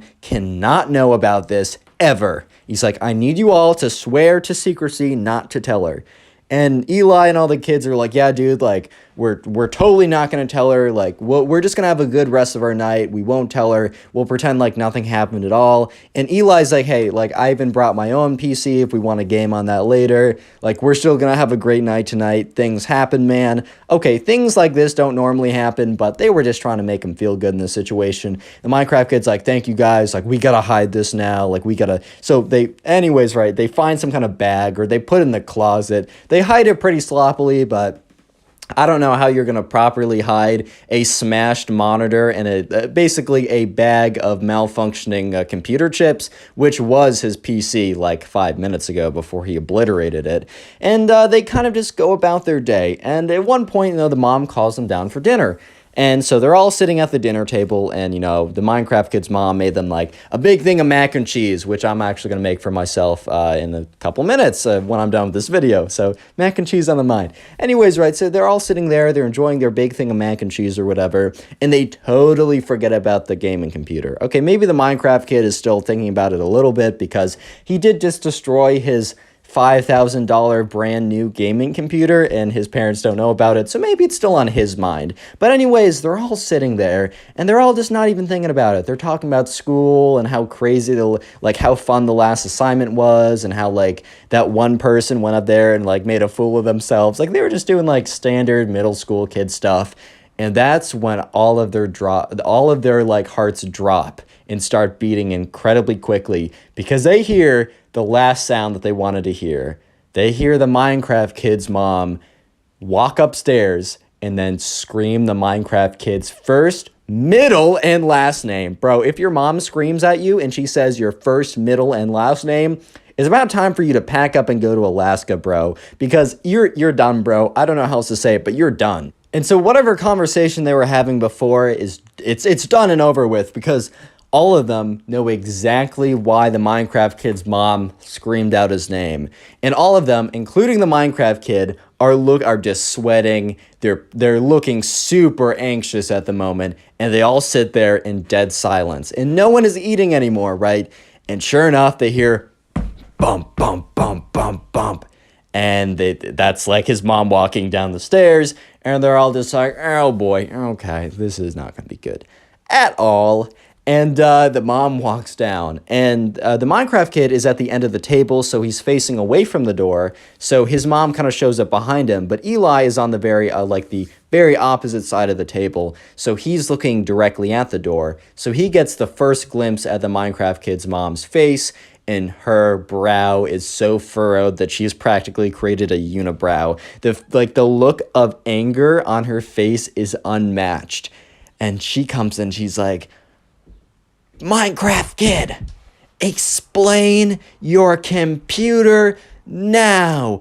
I walked into your room and your screen thing was destroyed and your computer box was all broken. I just got that for you. Do you have any idea how much $5,000 is? Do you know how hard your dad and I work to get all the great things for you, and you destroyed it? And he's like, the Minecraft kid starts tearing up, right? And everyone feels so bad. Everyone feels so bad until the Minecraft kid says what he's about to say. He's like, Mom, it wasn't me. And then the Minecraft kid turns and he lifts up his hand, and with one finger, he points directly down the table. And Eli can almost feel the pointing on his chest. He almost feels like an imprint in his chest when the Minecraft kid, with tears falling down his face and his hand pointing directly at him, says, it was Eli. He was playing one of the games and he got mad. And then he broke my new computer.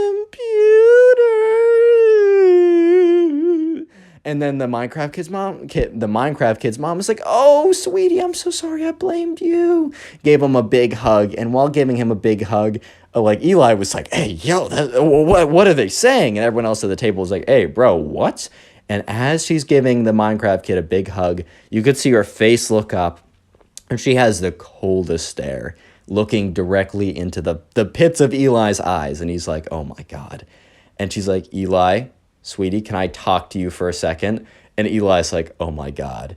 And she's like, out here, please. And sure enough, right, Eli's walking down the table, and he gives a look to the Minecraft kid like, dude, what's up? And the Minecraft kid just ignores him, just is looking straight ahead.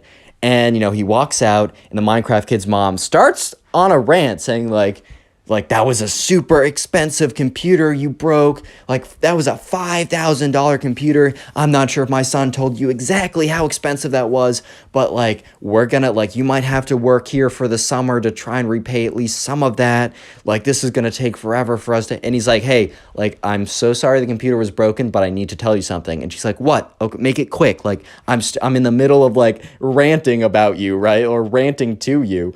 And he's like, hey, like, I know that like this contradicts exactly what your son said, but I need you to know that I did not break the computer. In fact, I did not even have a turn on the computer. What actually happened was, the Minecraft kid, who I thought was my friend, invited all of us over to see him play on his new computer, and maybe we would have played at the very end. But we got there, and he was playing, and he wasn't necessarily better at the game, and he thought that he would be because he had an expensive computer, and he got really, really mad and broke his computer out of frustration and rage. And then he told us that we couldn't tell you about it because you'd be super mad, and then we were eating, and then you came down, and then he blamed me. And the mom is like, well, I don't really know how do I know who to believe? And, Eli's like, shoot, like, it's really my word or her son's. And then Eli's like, oh, well, I don't know if I hope people are truthful, but maybe ask all the people to come over individually. Kind of like in like a courtroom, how you're interrogated individually, so you can't, if you lie, like the cross-examination will get you. So sure enough, right, Eli walks back to the table and sits down at the end of it and is just not making any eye contact with the Minecraft kid. And it's not like the Minecraft kid is trying to make any eye contact either. But then the mom starts calling out the names of each of the individual kids one by one. And you can't really hear what they're talking about, but Eli knows exactly what they are talking about. And the Minecraft kid is like, And eventually the last kid is called in and walks back in and sits down. And the Minecraft kid's mom walks back into the room with kind of a sense of calmness because her initial rage with seeing the expensive thing she bought for her son destroyed has kind of washed over her, and it's more kind of like, all right, I gotta be the parent here. I can't like lose myself. She's like, all right, well, I don't know if we should continue the sleepover. There's been a lot of things going on. And I really do need to have a good heart-to-heart talk with my son. And at this point, right, the Minecraft kid's face goes from no expression, kind of trying to ignore eye contact with everyone, to just like, boing, boing, boing, just like, oh no, she knows, bro. Just like, oh shoot, they all told.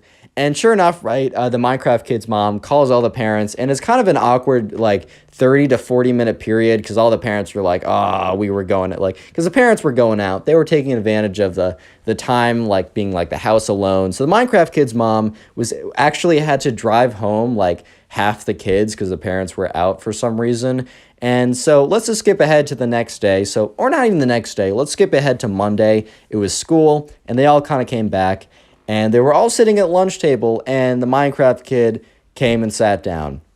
And he was like, guys, I really need to apologize. And he looked directly at Eli like, bro, I threw you under the bus. I just couldn't handle my mom being that angry at me. What I did was wrong, and I want to apologize. I don't expect you to forgive me, man. Like, I was a total jerk, and I'm sorry. And Eli's like, well, you were a total jerk, but I can understand how scary that must have been. And he's like, you know what, bro? It's good. Obviously, never do anything like that again. Obviously, right? I wish I didn't have to say that, but he's like, I can understand like how crazy of a situation that is. We're cool. And kind of like the Minecraft kid had a little smile. Look, guys, not all my stories end terribly, but it's not over yet. 1 second. And sure enough, right, Eli's like, well, if you don't mind, can I ask what the punishment was? We just really wanted to know. And Minecraft kid's like, yeah, I mean, that's the least that's the least I can do to pay you back for what I put you through. And Minecraft kid's like, yeah, so after you guys all left, my mom was very upset with me. She was not yelling at me, but she was giving me, what's almost worse, like the passive mom, like the passive-aggressive mom. I'm not angry, I'm just disappointed, bro. Please be angry, just don't be disappointed, man. That's what I'm trying to say. But anyways, eventually, when the Minecraft kid's dad got home, he was not happy about it either. And basically, right, the Minecraft kid will not be getting a new computer for a very long time. And he's basically banned from going on his iPad, which is how he was really playing Minecraft a lot before, which explains why he sucks so much when he went on his PC, because it's totally different, right? Mechanics are totally different, all that stuff. And he's like, yeah, I'm banned from the iPad for 2 weeks. I gotta, like, do schoolwork when I get back, and I can't hang out with you guys on the weekends for, like, in those 2 weeks as well. But he said, other than that, like, I kind of got off lucky. Like, I thought they were gonna, like, the punishment would have been worse. And yeah, so that's the conclusion of why you should not obliterate your gaming PC, because you lose in bedwars. Click on the video on screen right now. I know you'll enjoy it. Just click it. Do it. Today we got a story of this kid who thinks that he's a wizard and tries to put spells on the subscriber, bro. It's pretty funny, so sit back, relax, subscribe if you like stories, and let's call today's subscriber who sent in the story, let's call him Jacob. So Jacob's in middle school. I don't know exactly what grade, but there's this kid in his class that was always kind of known as, like, the strange kid. And he was kind of known as the strange kid because he was known as the kid who ran in, like, last year, ran into the girls' bathroom and said, "Hi, ladies, how's it going?" And then obviously got escorted out by the security guard, sent to the principal's office where they were like, "Bro, what are you even doing? Like, that's super weird, yada, yada." And from that day forward, he was kind of just known as the weird kid. So fast forward a year later, and this happened at PE. So Jacob still had PE class, aka physical education, for any of you guys who don't call it PE. And today, what they kind of did was they mixed it up every single day. They play a different sport or some different activity that was kind of like physical exercise or whatever, right? And today was dodgeball. And so basically, the class was split in two, and half the kids went on one side, one of the teams, and the other half of the kids went on the other team, and Jacob just happened to be on the weird kid's team. And we're no longer going to call him the weird kid, we're going to call him the wizard kid, as you will see quite soon why he's called the wizard kid. So anyways, right, they're playing dodgeball, and Jacob and the wizard kid are on the same team, and it's pretty close. Like, it was divided up randomly, however, it just happened to be, like, a super even, like, division. So anyways, right, Jacob's team, which is also the wizard kid's team, was starting to, like, fall behind a little bit. It was, like, I don't know, 5-4, and there was a lot of pressure being put on the team. And if you don't know, in dodgeball, at least the rules that they played by, you were allowed to deflect dodgeballs with your own dodgeball, and you wouldn't get in trouble. But if a stray dodgeball hit you in any part of your body before rolling on the ground, you were basically it, or you were tagged out. So anyways, this all went down when Jacob and, the wizard kid and the other two people on his team were kind of like prepping and preparing for the other team to start throwing dodgeballs at them. And one of the team members on the other side threw a dodgeball really hard at Jacob, but Jacob was pretty good at deflecting the dodgeballs with his ball, so he kind of like outstretches his hand and he deflects the dodgeball. And you would be probably thinking, oh, this is a good thing, right? But no, because the dodgeball, yes, the one coming at Jacob, deflects off of Jacob's dodgeball, so Jacob is not it. However, the dodgeball deflects off of Jacob's dodgeball and hits the wizard kid. And unfortunately, by the rules that they played by, that was considered a point for the other team. So the wizard kid basically got tapped out. And Jacob felt really bad because, one, that's harming his own chances for his own team. But also, he's like, dang, I just got my own teammate out. So he looks at the wizard kid. He's like, bro, that was an accident, my fault. The wizard kid doesn't really respond, but Jacob just assumes that he was busy walking to the, where all the other team members were that were tagged out.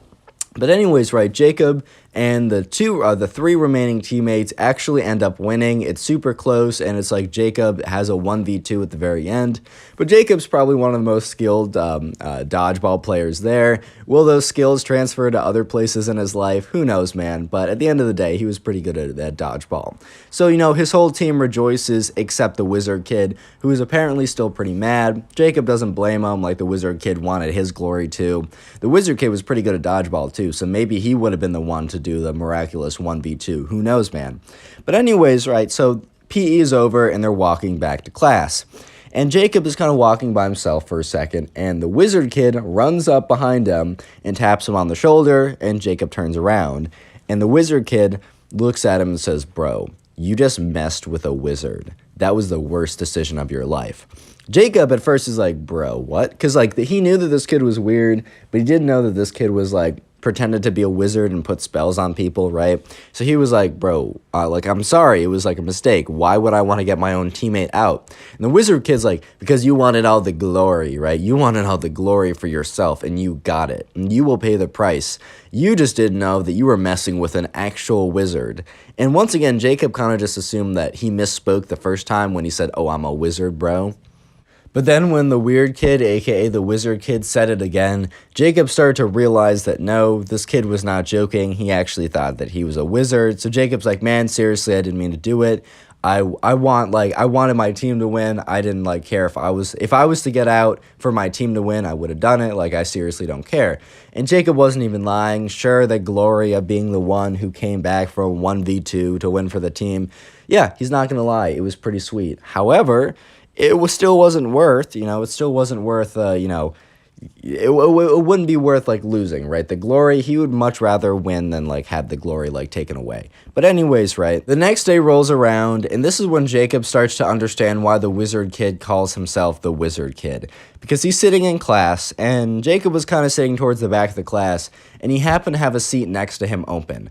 And sure enough, right, he had one class with the weird wizard kid, right? And the wizard kid normally sat at the very, very, very front of the classroom, right? But this time, he walked all the way back and sat right next to Jacob. So Jacob right away kind of realized that this was not a coincidence. And the wizard kid is like, hey, do you want to see something? And Jacob's like, bro, what? Like, class is starting. Because the teacher had already started to, be like, all right, class, turn a page, whatever. And Jacob's like, bro, we got to pay attention. Like, sure, maybe after class, but not now. And the wizard kid's like, all right, too bad then. And Jacob's like, okay. So Jacob takes out his textbook and is starting to open to the page that he's supposed to be. And then, sure enough, right, the wizard kid says, hey, Jacob, turn, look at me. And Jacob's like, dude, what? And as he turns his face, the wizard kid blows a pile of glitter into his face. And Jacob starts coughing. He's like, bro, what did you do that for? And then the wizard kid starts going, oobly doobly, oobly doobly, just like some real nonsense, pretending it's like wizard speak or whatever. And he's like, you just got a curse put on you. And sure enough, right, the teacher looks over, and I think the teacher was just having a bad day, because the teacher's like, you two, go to the principal's office. You're being a distraction. And I mean, Jacob is kind of looking at the teacher like, I was just here, I was just sitting here, and the teacher's like, did you not hear me? Both of you go to the principal's office. Kind of just because I think the teacher was having a bad day and just assumed that they were both being distracting and disrespectful and not paying attention. And the wizard kid is like, look, the curse is already working. And Jacob turns to the wizard kid and is like, bro, if the curse is working, why are you sent to the principal's office as well? And the wizard kid really didn't have a reply besides, the curse is working, bro. I'm sorry that you're so mad and can't accept it. Real quick, comment wizard down below if you want to heart in your comment. I'm going to be out most of the day, so I don't know how many comments I'll be able to heart, so please don't take it personally if you don't get a heart. But I will be looking for comments that say wizard to go ahead and heart them. And also, if you want to support the channel in the best way you possibly can, binge watch some videos either via playlists or in the recommended. And if you're doing so, please comment that you're doing so like these people so that I can heart your comment, reply and say thank you, and let me know what you're doing when you're binge watching the videos. It's always cool to know. Anyways, back to the story. So anyways, Jacob and the wizard kid are walking down the halls to the principal's office, and Jacob is just like, bro, like, I'm not trying to, like, mess with any of this. Like, I'm just trying to learn in class. I'm trying to, like, get my hours in.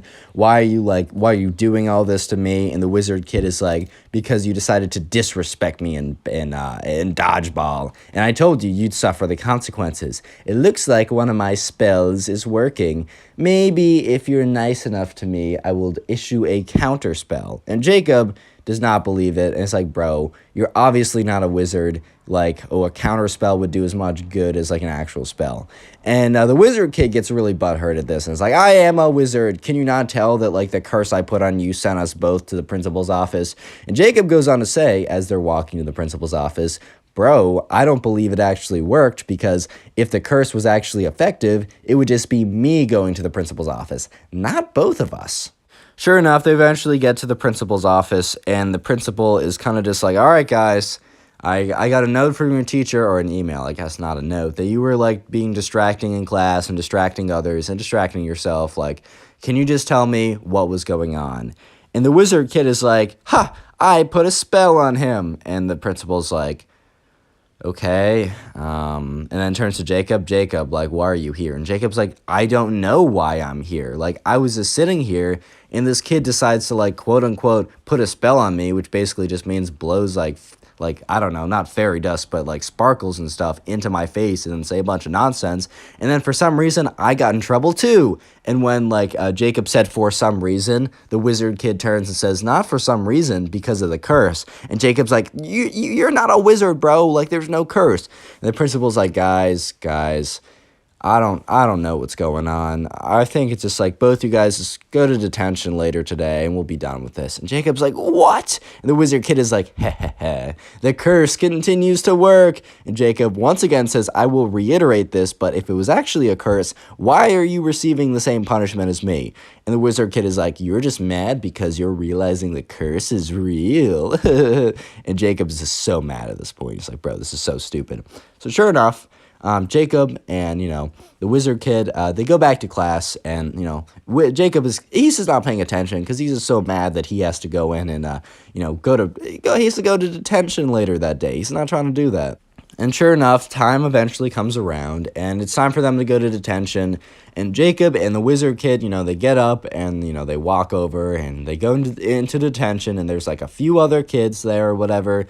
And sure enough, right, Jacob sits on the back, and the wizard kid sits right next to him, and Jacob's like, bro, I don't want to talk to you. I don't want to sit next to you. Can you please just leave me alone?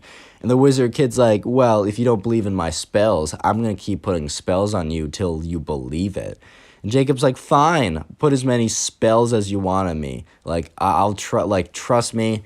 Anything that's happened today is just bad luck on my part. And the fact that you're getting the punishment too kind of proves to me that these spells aren't real. So the wizard kid's like, fine, well, I'm going to, how we're getting. So basically, they had a pretty big test that they were getting back. They did it about a week ago, but they were receiving their grades back the next day.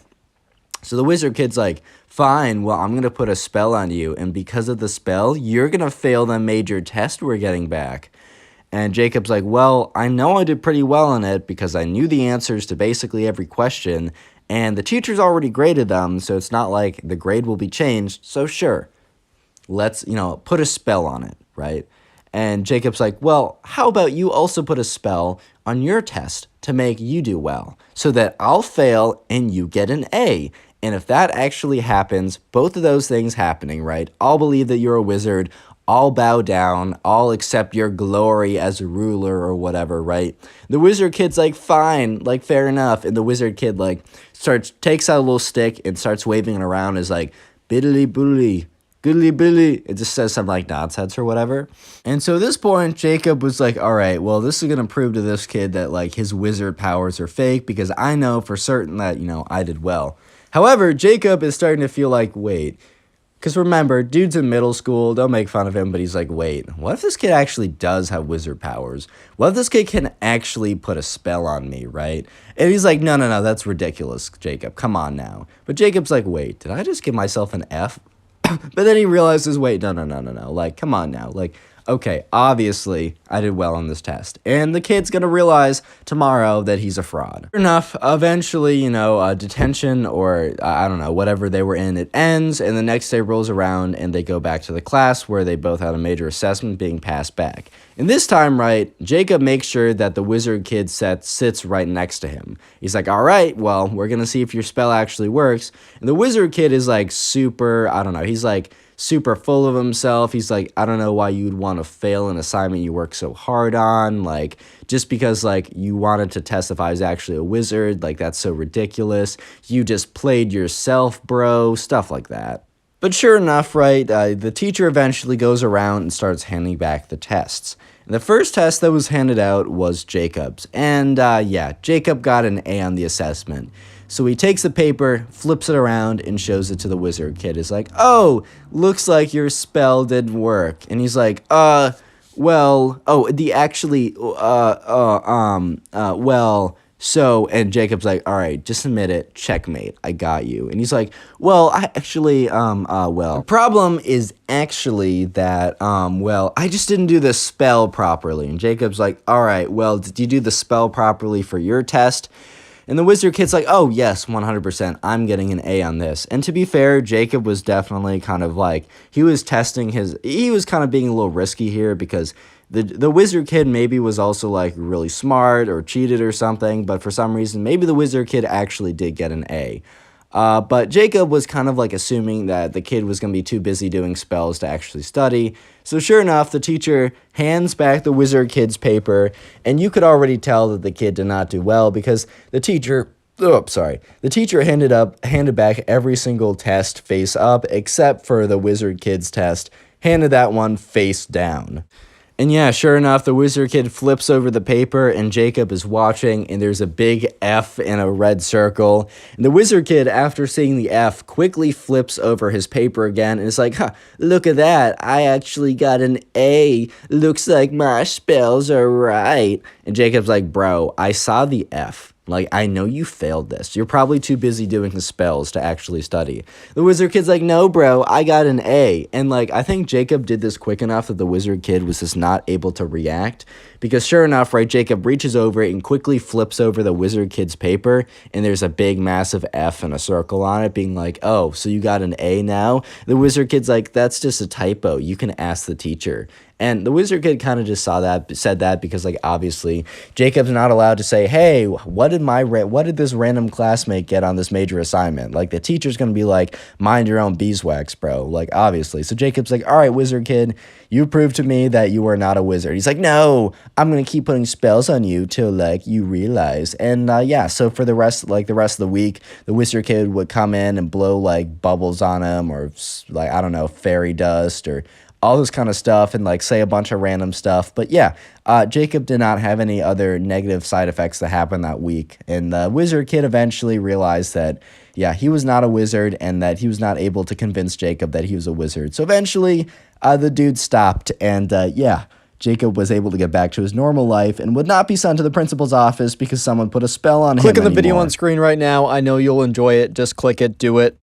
Today we get a story of a Minecraft kid that gets angry at his teacher, so decides that, you know, his revenge will be farting in the teacher's face and then going completely insane. This is probably one of the weirdest stories I have ever received, so sit back, relax, subscribe if you like stories, and let's call today's subscriber Noah. So this all happens one day when Noah is just chilling in his class, and there's another guy in his class, and we're gonna call this guy the Minecraft kid, because he's obsessed with Minecraft. He's always wearing the creeper hoodie. You already know how it goes. And obviously, right, if you like Minecraft, this video is not against you, because bro, I love Minecraft. Look at the background gameplay.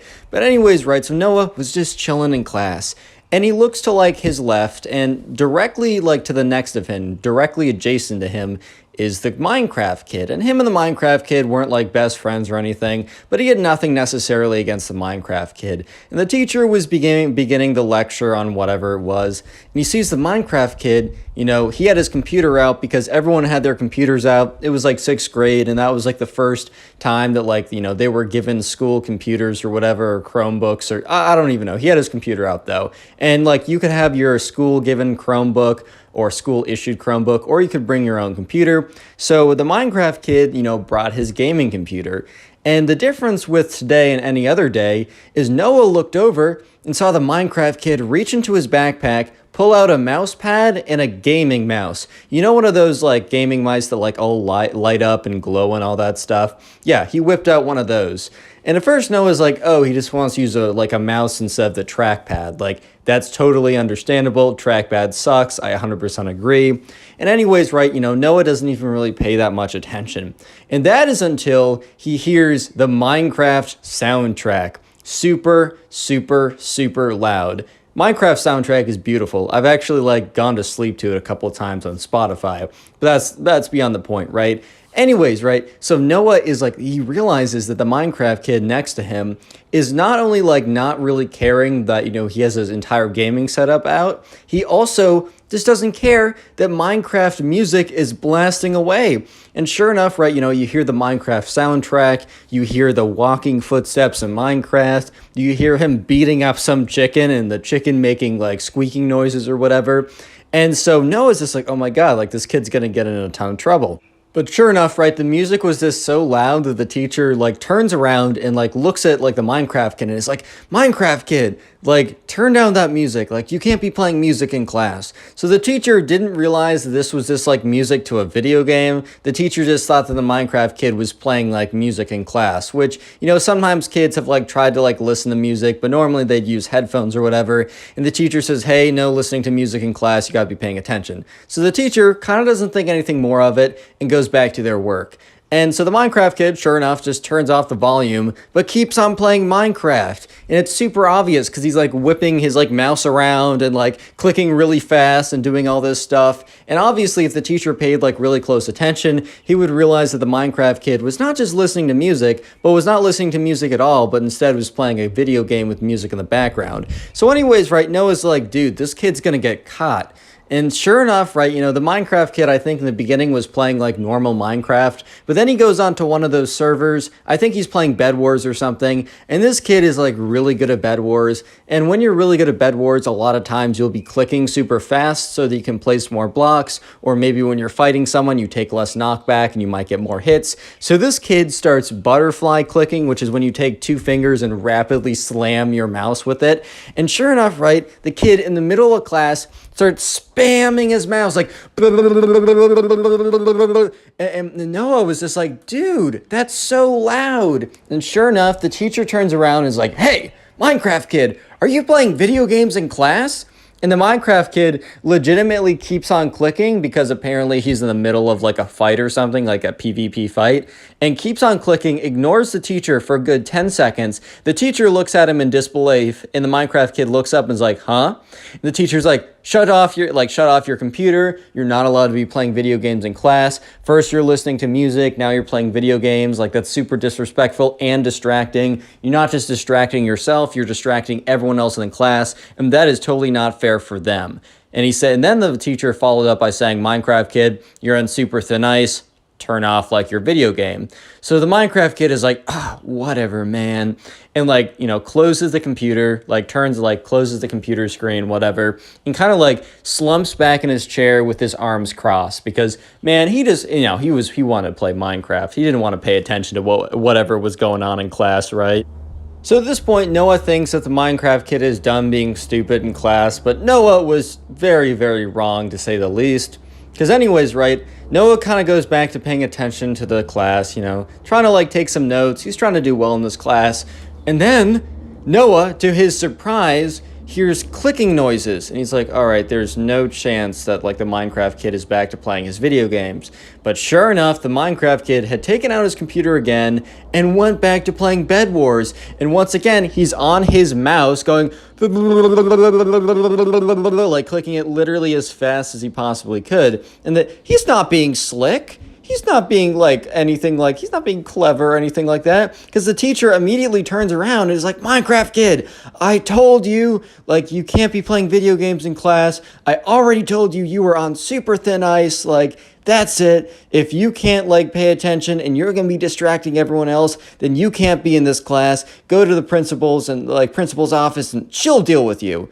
And the Minecraft kid just looks at him and says, what did you say to me?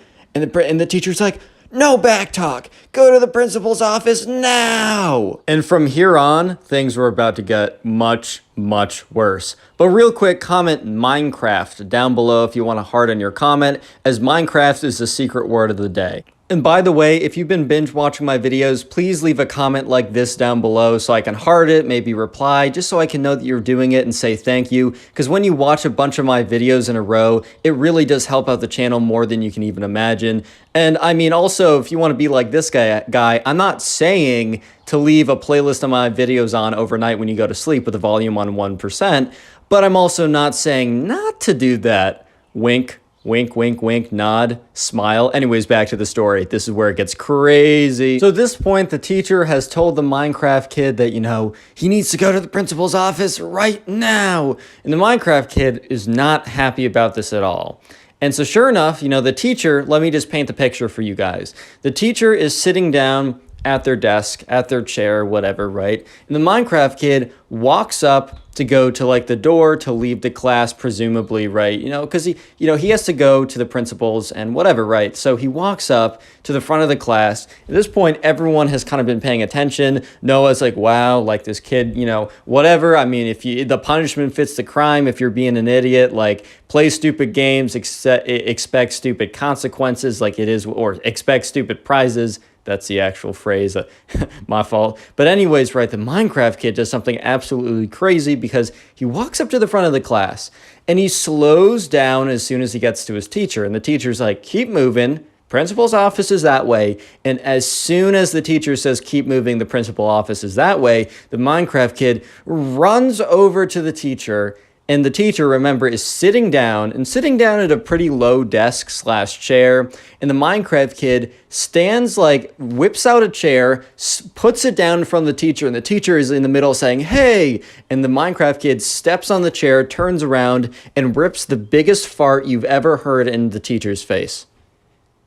Like, this is the most ridiculous thing Noah has ever seen in his life. And in Noah's head, he was like, huh? What? Huh? And the teacher was just as shocked. The teacher's just like in a state of disbelief, also a state of like stink, because like, man, the Minecraft kid was eating like mega like I don't know, he was eating like premium beans for the last 7 months before doing this fart, bro. I swear to God. Like Noah said he could like legit like smell it from being like 20 feet away. And the teacher's like, oh God.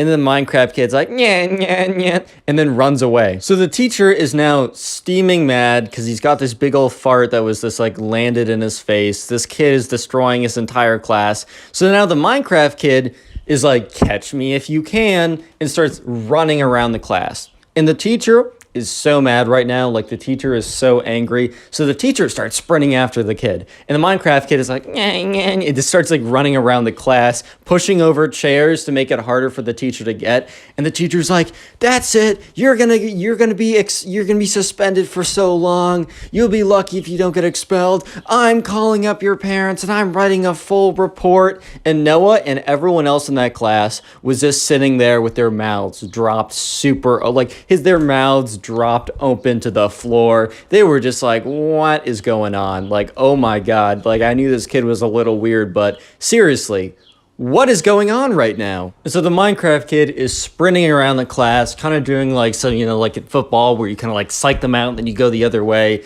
And the teacher is kind of lumbering around like, every second that you're running, everything that you're pushing over, every like millisecond that you're not like obeying me and going to the principal's office, your punishment is increasing by 100%, which really doesn't make a lot of sense because there's a cap. Like you can't really punish someone beyond expelling them. So what's like 300,000% beyond expelled? I don't really know. You tell me.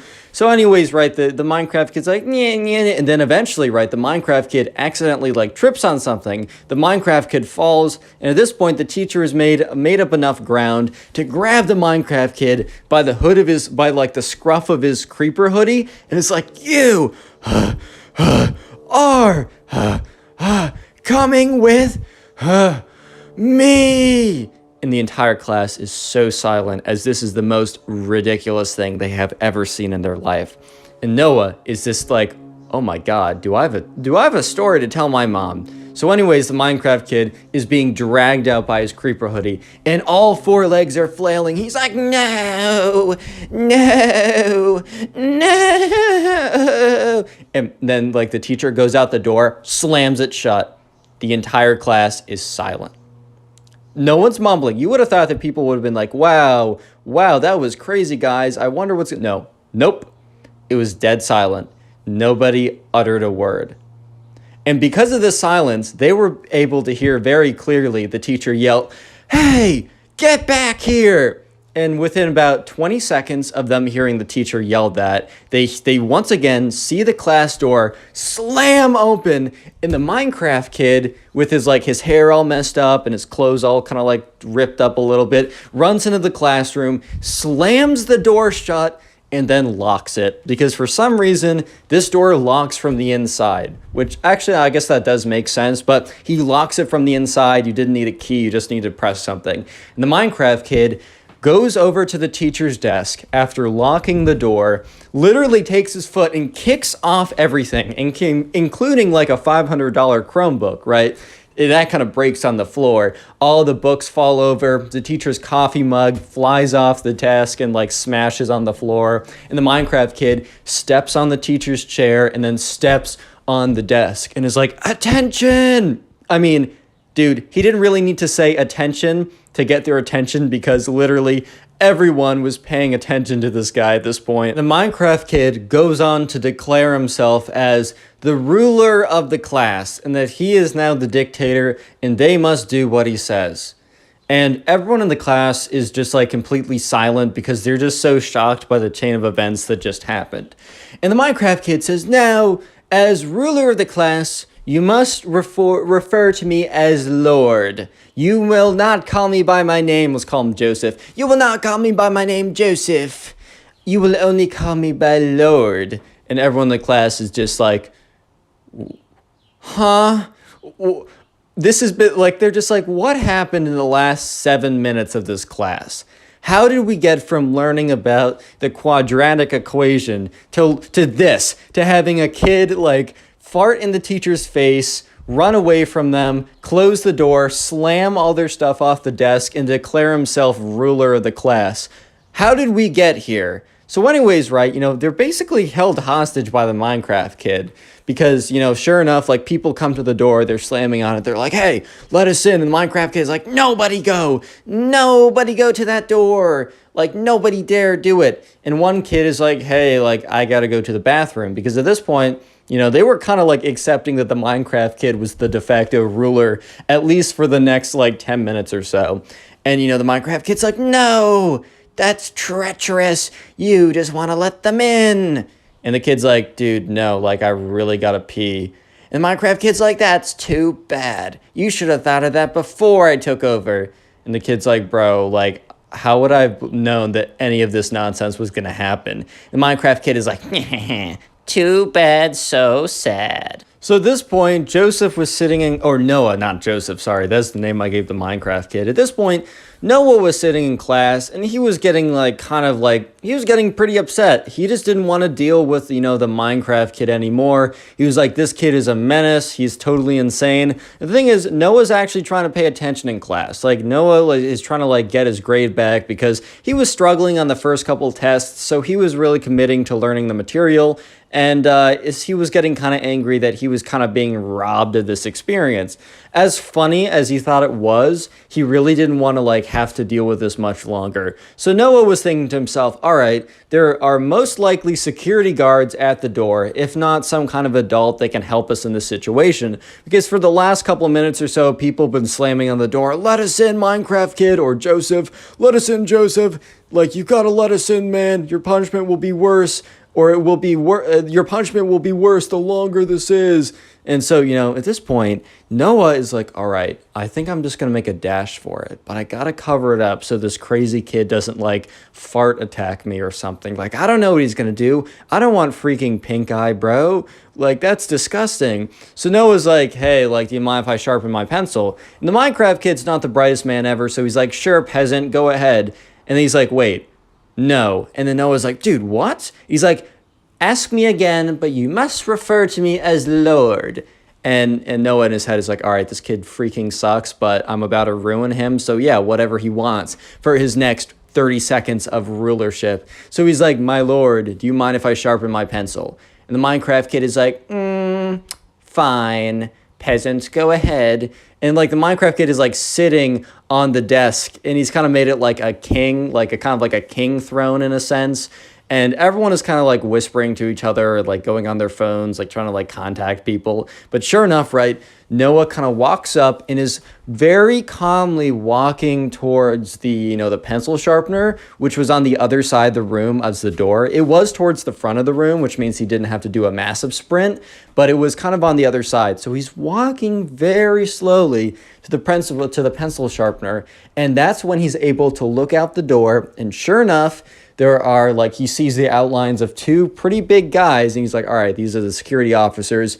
And, you know, as the Minecraft kid is like disciplining someone, being like, no, you must refer to me as Lord, because they asked a question or something, that no one realized that that was his moment. That was his opportunity. So he changes direction incredibly quickly, sprints towards the door, and the Minecraft kid is like, peasant, what are you doing? And at that point, Noah goes to the door, quickly unlocks it, opens it up, steps aside, and two big security guards run into the room, and they just grab the Minecraft kid. And the Minecraft kid's like, no, my peasants, fight for me. I have been a great ruler. I've been a great king. No. And he's dragged out. And at this point, right, the teacher returns to the classroom, completely out of breath. Her hair is all frizzed up. And she's just like, class, I don't think I have it in me to finish the class today. I will, like, allow you guys to have recess or break period. I will have to monitor you guys, but please don't ask me to do anything. I don't have the energy or willpower right now. And the entire class was very understanding, as this, you know, when you go to teacher school, when you take the final exam for being a teacher, there's no final like trick question of like, what do you do if a Minecraft kid farts in your face and then literally starts a coup and takes control of your classroom? That's not on the final exam. That's not in the job description. So everyone was they're pretty forgiving.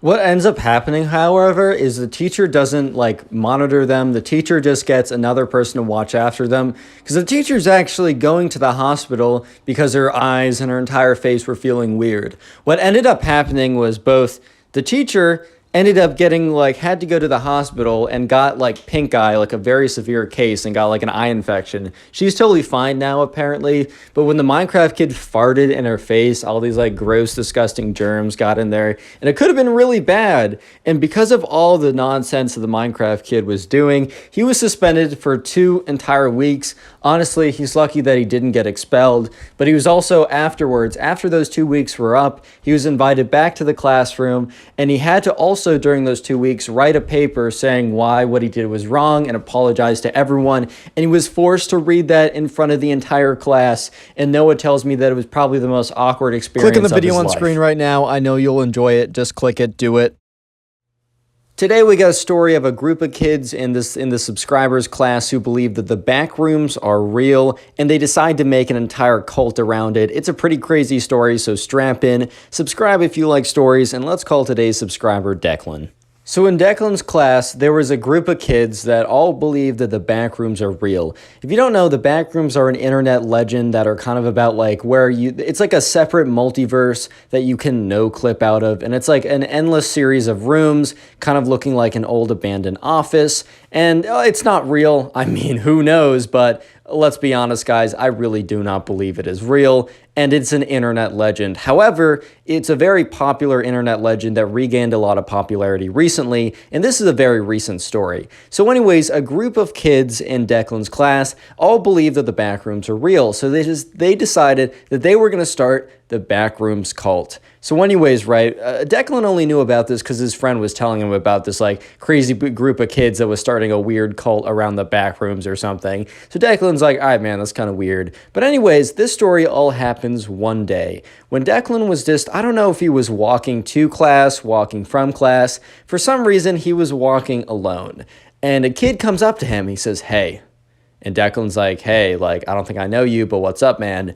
He's like, hey, do you believe in the backrooms? And Declan's like, what? And the kid says, I'll repeat myself. Do you believe in the backrooms? And Declan's like, bro, what are you talking about? Like, that's a meme on the internet. And the kid's like, I'll give you one more chance to reconsider your words. And Declan's like, bro, what are you talking about? Like, it's a joke on the internet. The backrooms are real. No, they're not. No, they're not. Spoiler, guys, they're not real. I don't know how to break it to you. They're not real. And Declan was kind of going off, being like, oh, yeah, the backrooms are fake, lol, whatever. I don't know, maybe he was in a bad mood. Maybe he just wanted to troll this kid. But for some reason, he was just completely going off, right? And the kid is like, interesting response. The backrooms cult has noticed. And the kid like mysteriously just like disappears as quickly as possible. And Declan is like, oh boy. Because the thing is, right, Declan, he doesn't even know why he was going off on this kid. But he just realized that he has officially made the Backrooms cult very angry. And look, Declan was not afraid of a bunch of like kids being like, who are the Backrooms cult? Be afraid of us. Be scared. But at the same time, Declan is still not a fan of nonsense. He's not trying to deal with any BS that they're about to pull. And Declan is very, very, very certain that they're about to pull some BS, man. They're about to pull some crazy stuff out of their butt. So Declan is not very happy right now. He's like, oh my God, I just made the Backrooms cult mad. Because he also heard from his friend that the Backrooms cult does not like it when other people say that the Backrooms are fake. And in fact, one of their missions is to spread the good word of the Backrooms. I'm not even kidding. That was verbatim what I was told on Instagram. By the way, guys, submit stories to my Instagram. I'm also going to make an email very, very soon. Give me a second. I'm sorry. I know it's taken a while. But anyways, right. So, Declan was kind of thinking, oh man, well, these kids are going to be annoying to me now. And for an entire week, like an entire 7 days, he heard nothing from any of them. He actually completely forgot about the Backrooms cult entirely. This is when, on the 8th day, the first thing happened. And it all started off like a normal day in school. Declan is dropped off by his mom. His mom's like, have a great day at school, honey, whatever. Walks off into school. And before like his first class, he goes to his locker because, he like drops off something there or just goes there. I don't know why, but he starts off his day going to his locker. And he goes to his locker and he notices that there is like, he opens it up to put something in there, maybe like gym clothes or something. And he notices that there's a piece of paper folded up. And he's like, oh, God. And he looks on the front of the piece of paper, and it says TBC. And, at first Declan's like, what? Is that like a sandwich or something? And then he realizes, oh, the Backrooms cult. Oh, my God, bro. These kids, I thought they forgot about me. So anyways, right, Declan opens up this letter, and it basically says, this is an official notice that the Backrooms cult has acknowledged your crimes against the Backrooms. Your punishment will commence starting today. Like, may you never have, say your Backrooms, may you never have the Backrooms name in vain again, or something like that. And Declan is like, all right, well, maybe this is an empty threat. Maybe this is the only thing they're going to do. Unfortunately for Declan, it gets really creepy and weird. And these strange kids that made the Backroom cult, the thing is, they're not kidding around because Declan kind of thinks when he reads this letter, he's like, yeah, these kids are definitely bluffing. Like, they're definitely doing this all for show. Like, this is super cringe, but also very annoying. But no, they're very weird, and you're going to see the strange things that they do. Real quick comment, Backrooms or the Backrooms down below in the comment section, either works. I'm going to try and heart as many comments I possibly can that say that, as it's the secret word of the day. And I want to say a little bit of appreciation for the people who watch my videos. And also, if you really want to support the channel, if you really want to give me that juicy watch time that boosts me in the algorithm, you are beautiful. Thank you very much. Go binge watch my videos. You can go watch them in a playlist or just watch a bunch of them. There's some that are recommended after this one. Let me know in the comments if you binge watch the videos. I know I say this every single video, but it legitimately helps me out so much, and I'm super appreciative. I'm stalling too much. Anyways, back to the story. So remember, Declan just received a letter in his locker that says the Backrooms cult has realized your transgressions against the Backrooms. Your sins will be punished. And Declan thought that they were bluffing, but he was a little bit scared of the fact that they said, your sins will be punished, or whatever, right? Because that's a little sketch, right? So the entire day goes by, and the only weird thing that happens that isn't really that weird is in one of his classes, specifically his math class, there's a kid that he thinks is in the Backrooms cult, but he's also not 100% sure because it's not like they have a public Facebook page welcomes to the Backrooms cult or something like that. It's a little bit it's hard to know who's in the Backrooms cult. Besides, he only knows really the person who came up to him, and he's suspicious of 2 other people. But there's a kid in Declan's class, in his math class, that he believes is in the Backrooms cult, but he doesn't know. And this kid in his math class doesn't really do anything to Declan, but Declan just feels like that someone's watching him, and he turns around, and sure enough, this random kid is staring at Declan and then quickly looks away. However, Declan is kind of paranoid for the rest of the class, and he's kind of just like constantly like looking back and like, oh my God, is someone looking at me? Is this kid looking at me? But Declan never catches this kid staring at him again. So he just feels weird because he doesn't know if this kid is like legitimately, I don't know, like if this kid is legitimately in the backrooms cult coming for him, or if he's just randomly was looking at him. Because I randomly stare at people in class. It's kind of weird, but I'm just spacing out, man. I'm like, oh shoot, my fault. But things really get weird in just a second, because at the end of the day, Declan kind of thinks, all right, well, nothing's really happening, so there's nothing really for me to be scared of, right? And Declan is walking home from school. So his parents drop him off, but since his parents get out from work much later than the school, gets out, and he doesn't live that far away, Declan walks back. And so Declan is walking back from school, and he's noticing that there is another kid walking back as well, and he's on the other side of the sidewalk. But the weird thing is, Declan walks this route every single day. And the thing is, no other kid ever walks this route. Like, legitimately, no other kid has ever walked this route with him at this time. He occasionally sees a biker, or he's seen a kid once or twice, but they're not walking back his route.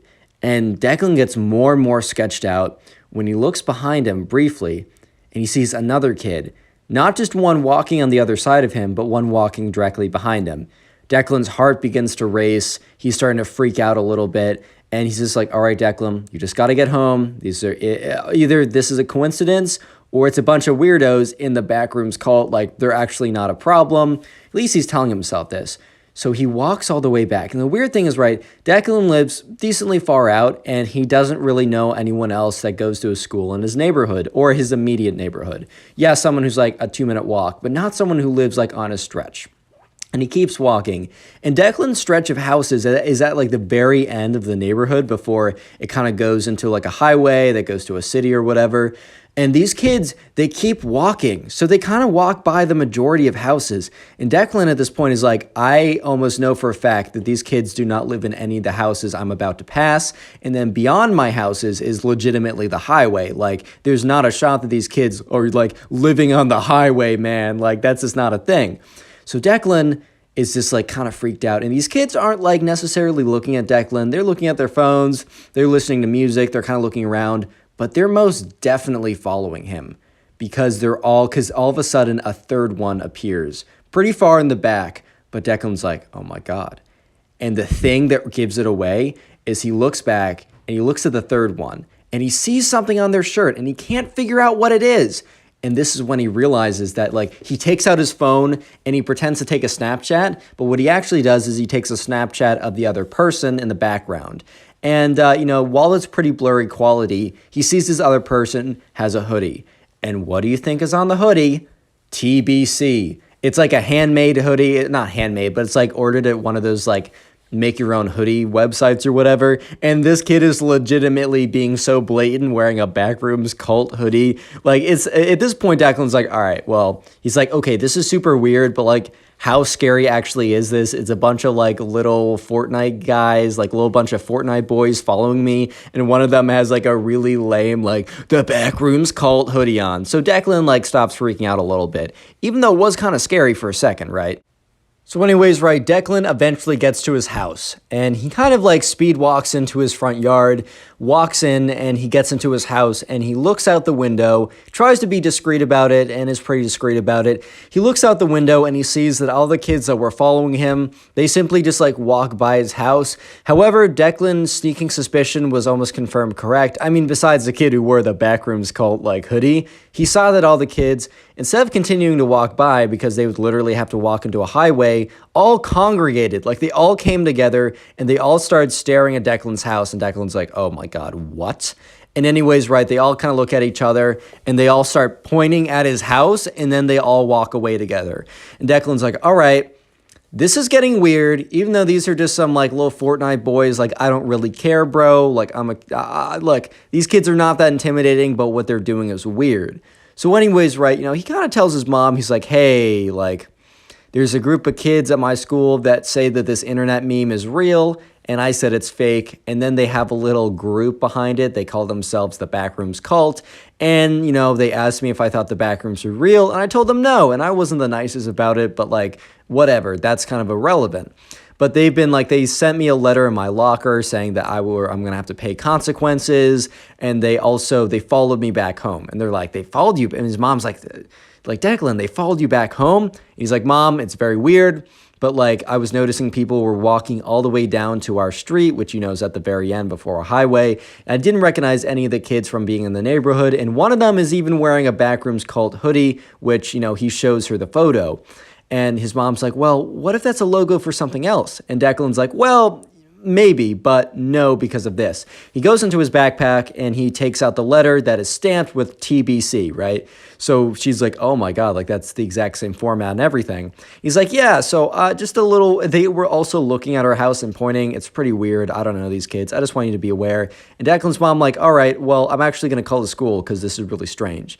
And so sure enough, right, Declan is kind of just in his room playing Minecraft or Fortnite or, I don't know, just not doing homework, man. He's just chilling. He's having a good time. And he just gets a weird feeling, kind of a bit of like a chill up his spine or whatever. He's just like, okay.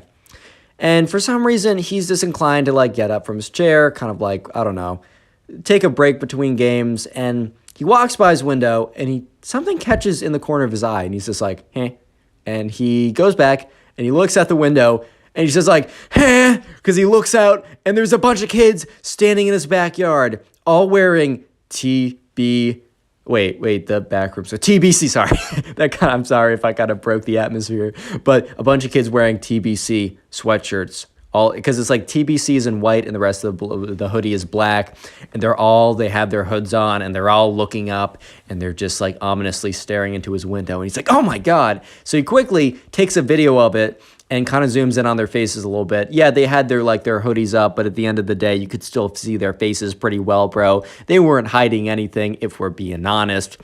And so he runs downstairs. He's like, Mom, look in the yard. And his mom's like, oh my God, do you know those kids? He's like, look at their hoodies. And she's like, oh my God. And his mom's like, all right, I already sent an email to your school, but I'm sending a follow-up. Like, do you have proof of this?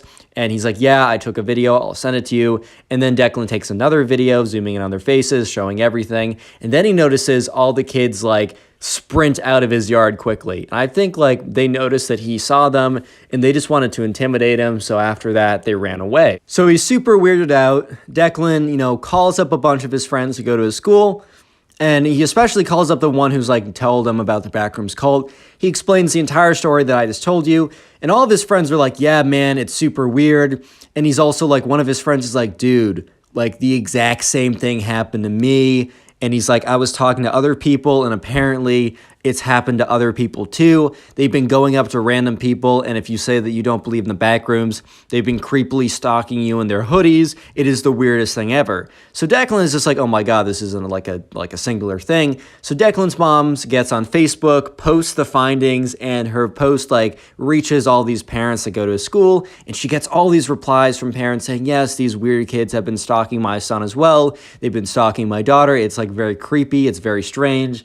And, Declan's mom was like, well, I've reported them to the school. And they were like, yeah, we reported them too. Did you get faces? And they said, yeah, we got pretty clear faces in the video. And so sure enough, right, the next day, Declan goes in and everyone's talking. And this is really unusual because when Declan walked into class, it's normally kind of silent if people are cracking a few jokes, but people were buzzing. And, he sits by his friend. He's like, dude, what's going on? Did something happen? And the guy, because like this friend in his class, he did tell about what happened the day before. He said, yeah, the backroom cult, like all those kids in it, they all got suspended for a week. And Declan's like, bro, what? He's like, yeah, apparently they were like, yeah, they were stalking a ton of different kids and the school got so many reports and these kids were kind of stupid. Yeah, they showed up and like they didn't even bother hiding their faces. And, at this point, right, they sent the videos to the school. In the school, they know who goes to the school, right? So they just looked at the faces and said, oh, we know all the kids. And yeah, everyone in the Backrooms cult got suspended. And I heard that, like, their suspension was conditional. Like, they said that, like, the stalking was, like, a really, really bad offense. And even if they didn't mean anything for it, it was really bad. And that they're getting suspended for a week. But if they catch any word of like any other actions related to the Backrooms cult, stalking wise or not, like even just like, oh, we're going to have a meeting, that they would all be expelled, like all of them. Like it was like one of the weirdest punishments that like Declan's friend has ever heard. He's like, yeah, if one of them decides to have a meeting, like they're all getting done. It is crazy. The school is not having it. But they didn't straight up expel them all for some reason. And Declan's just sitting there like, wow. All of that because you believed in the backrooms, bro. Click on That's the video on crazy. screen right now. I know you'll enjoy it. Just click it, do it.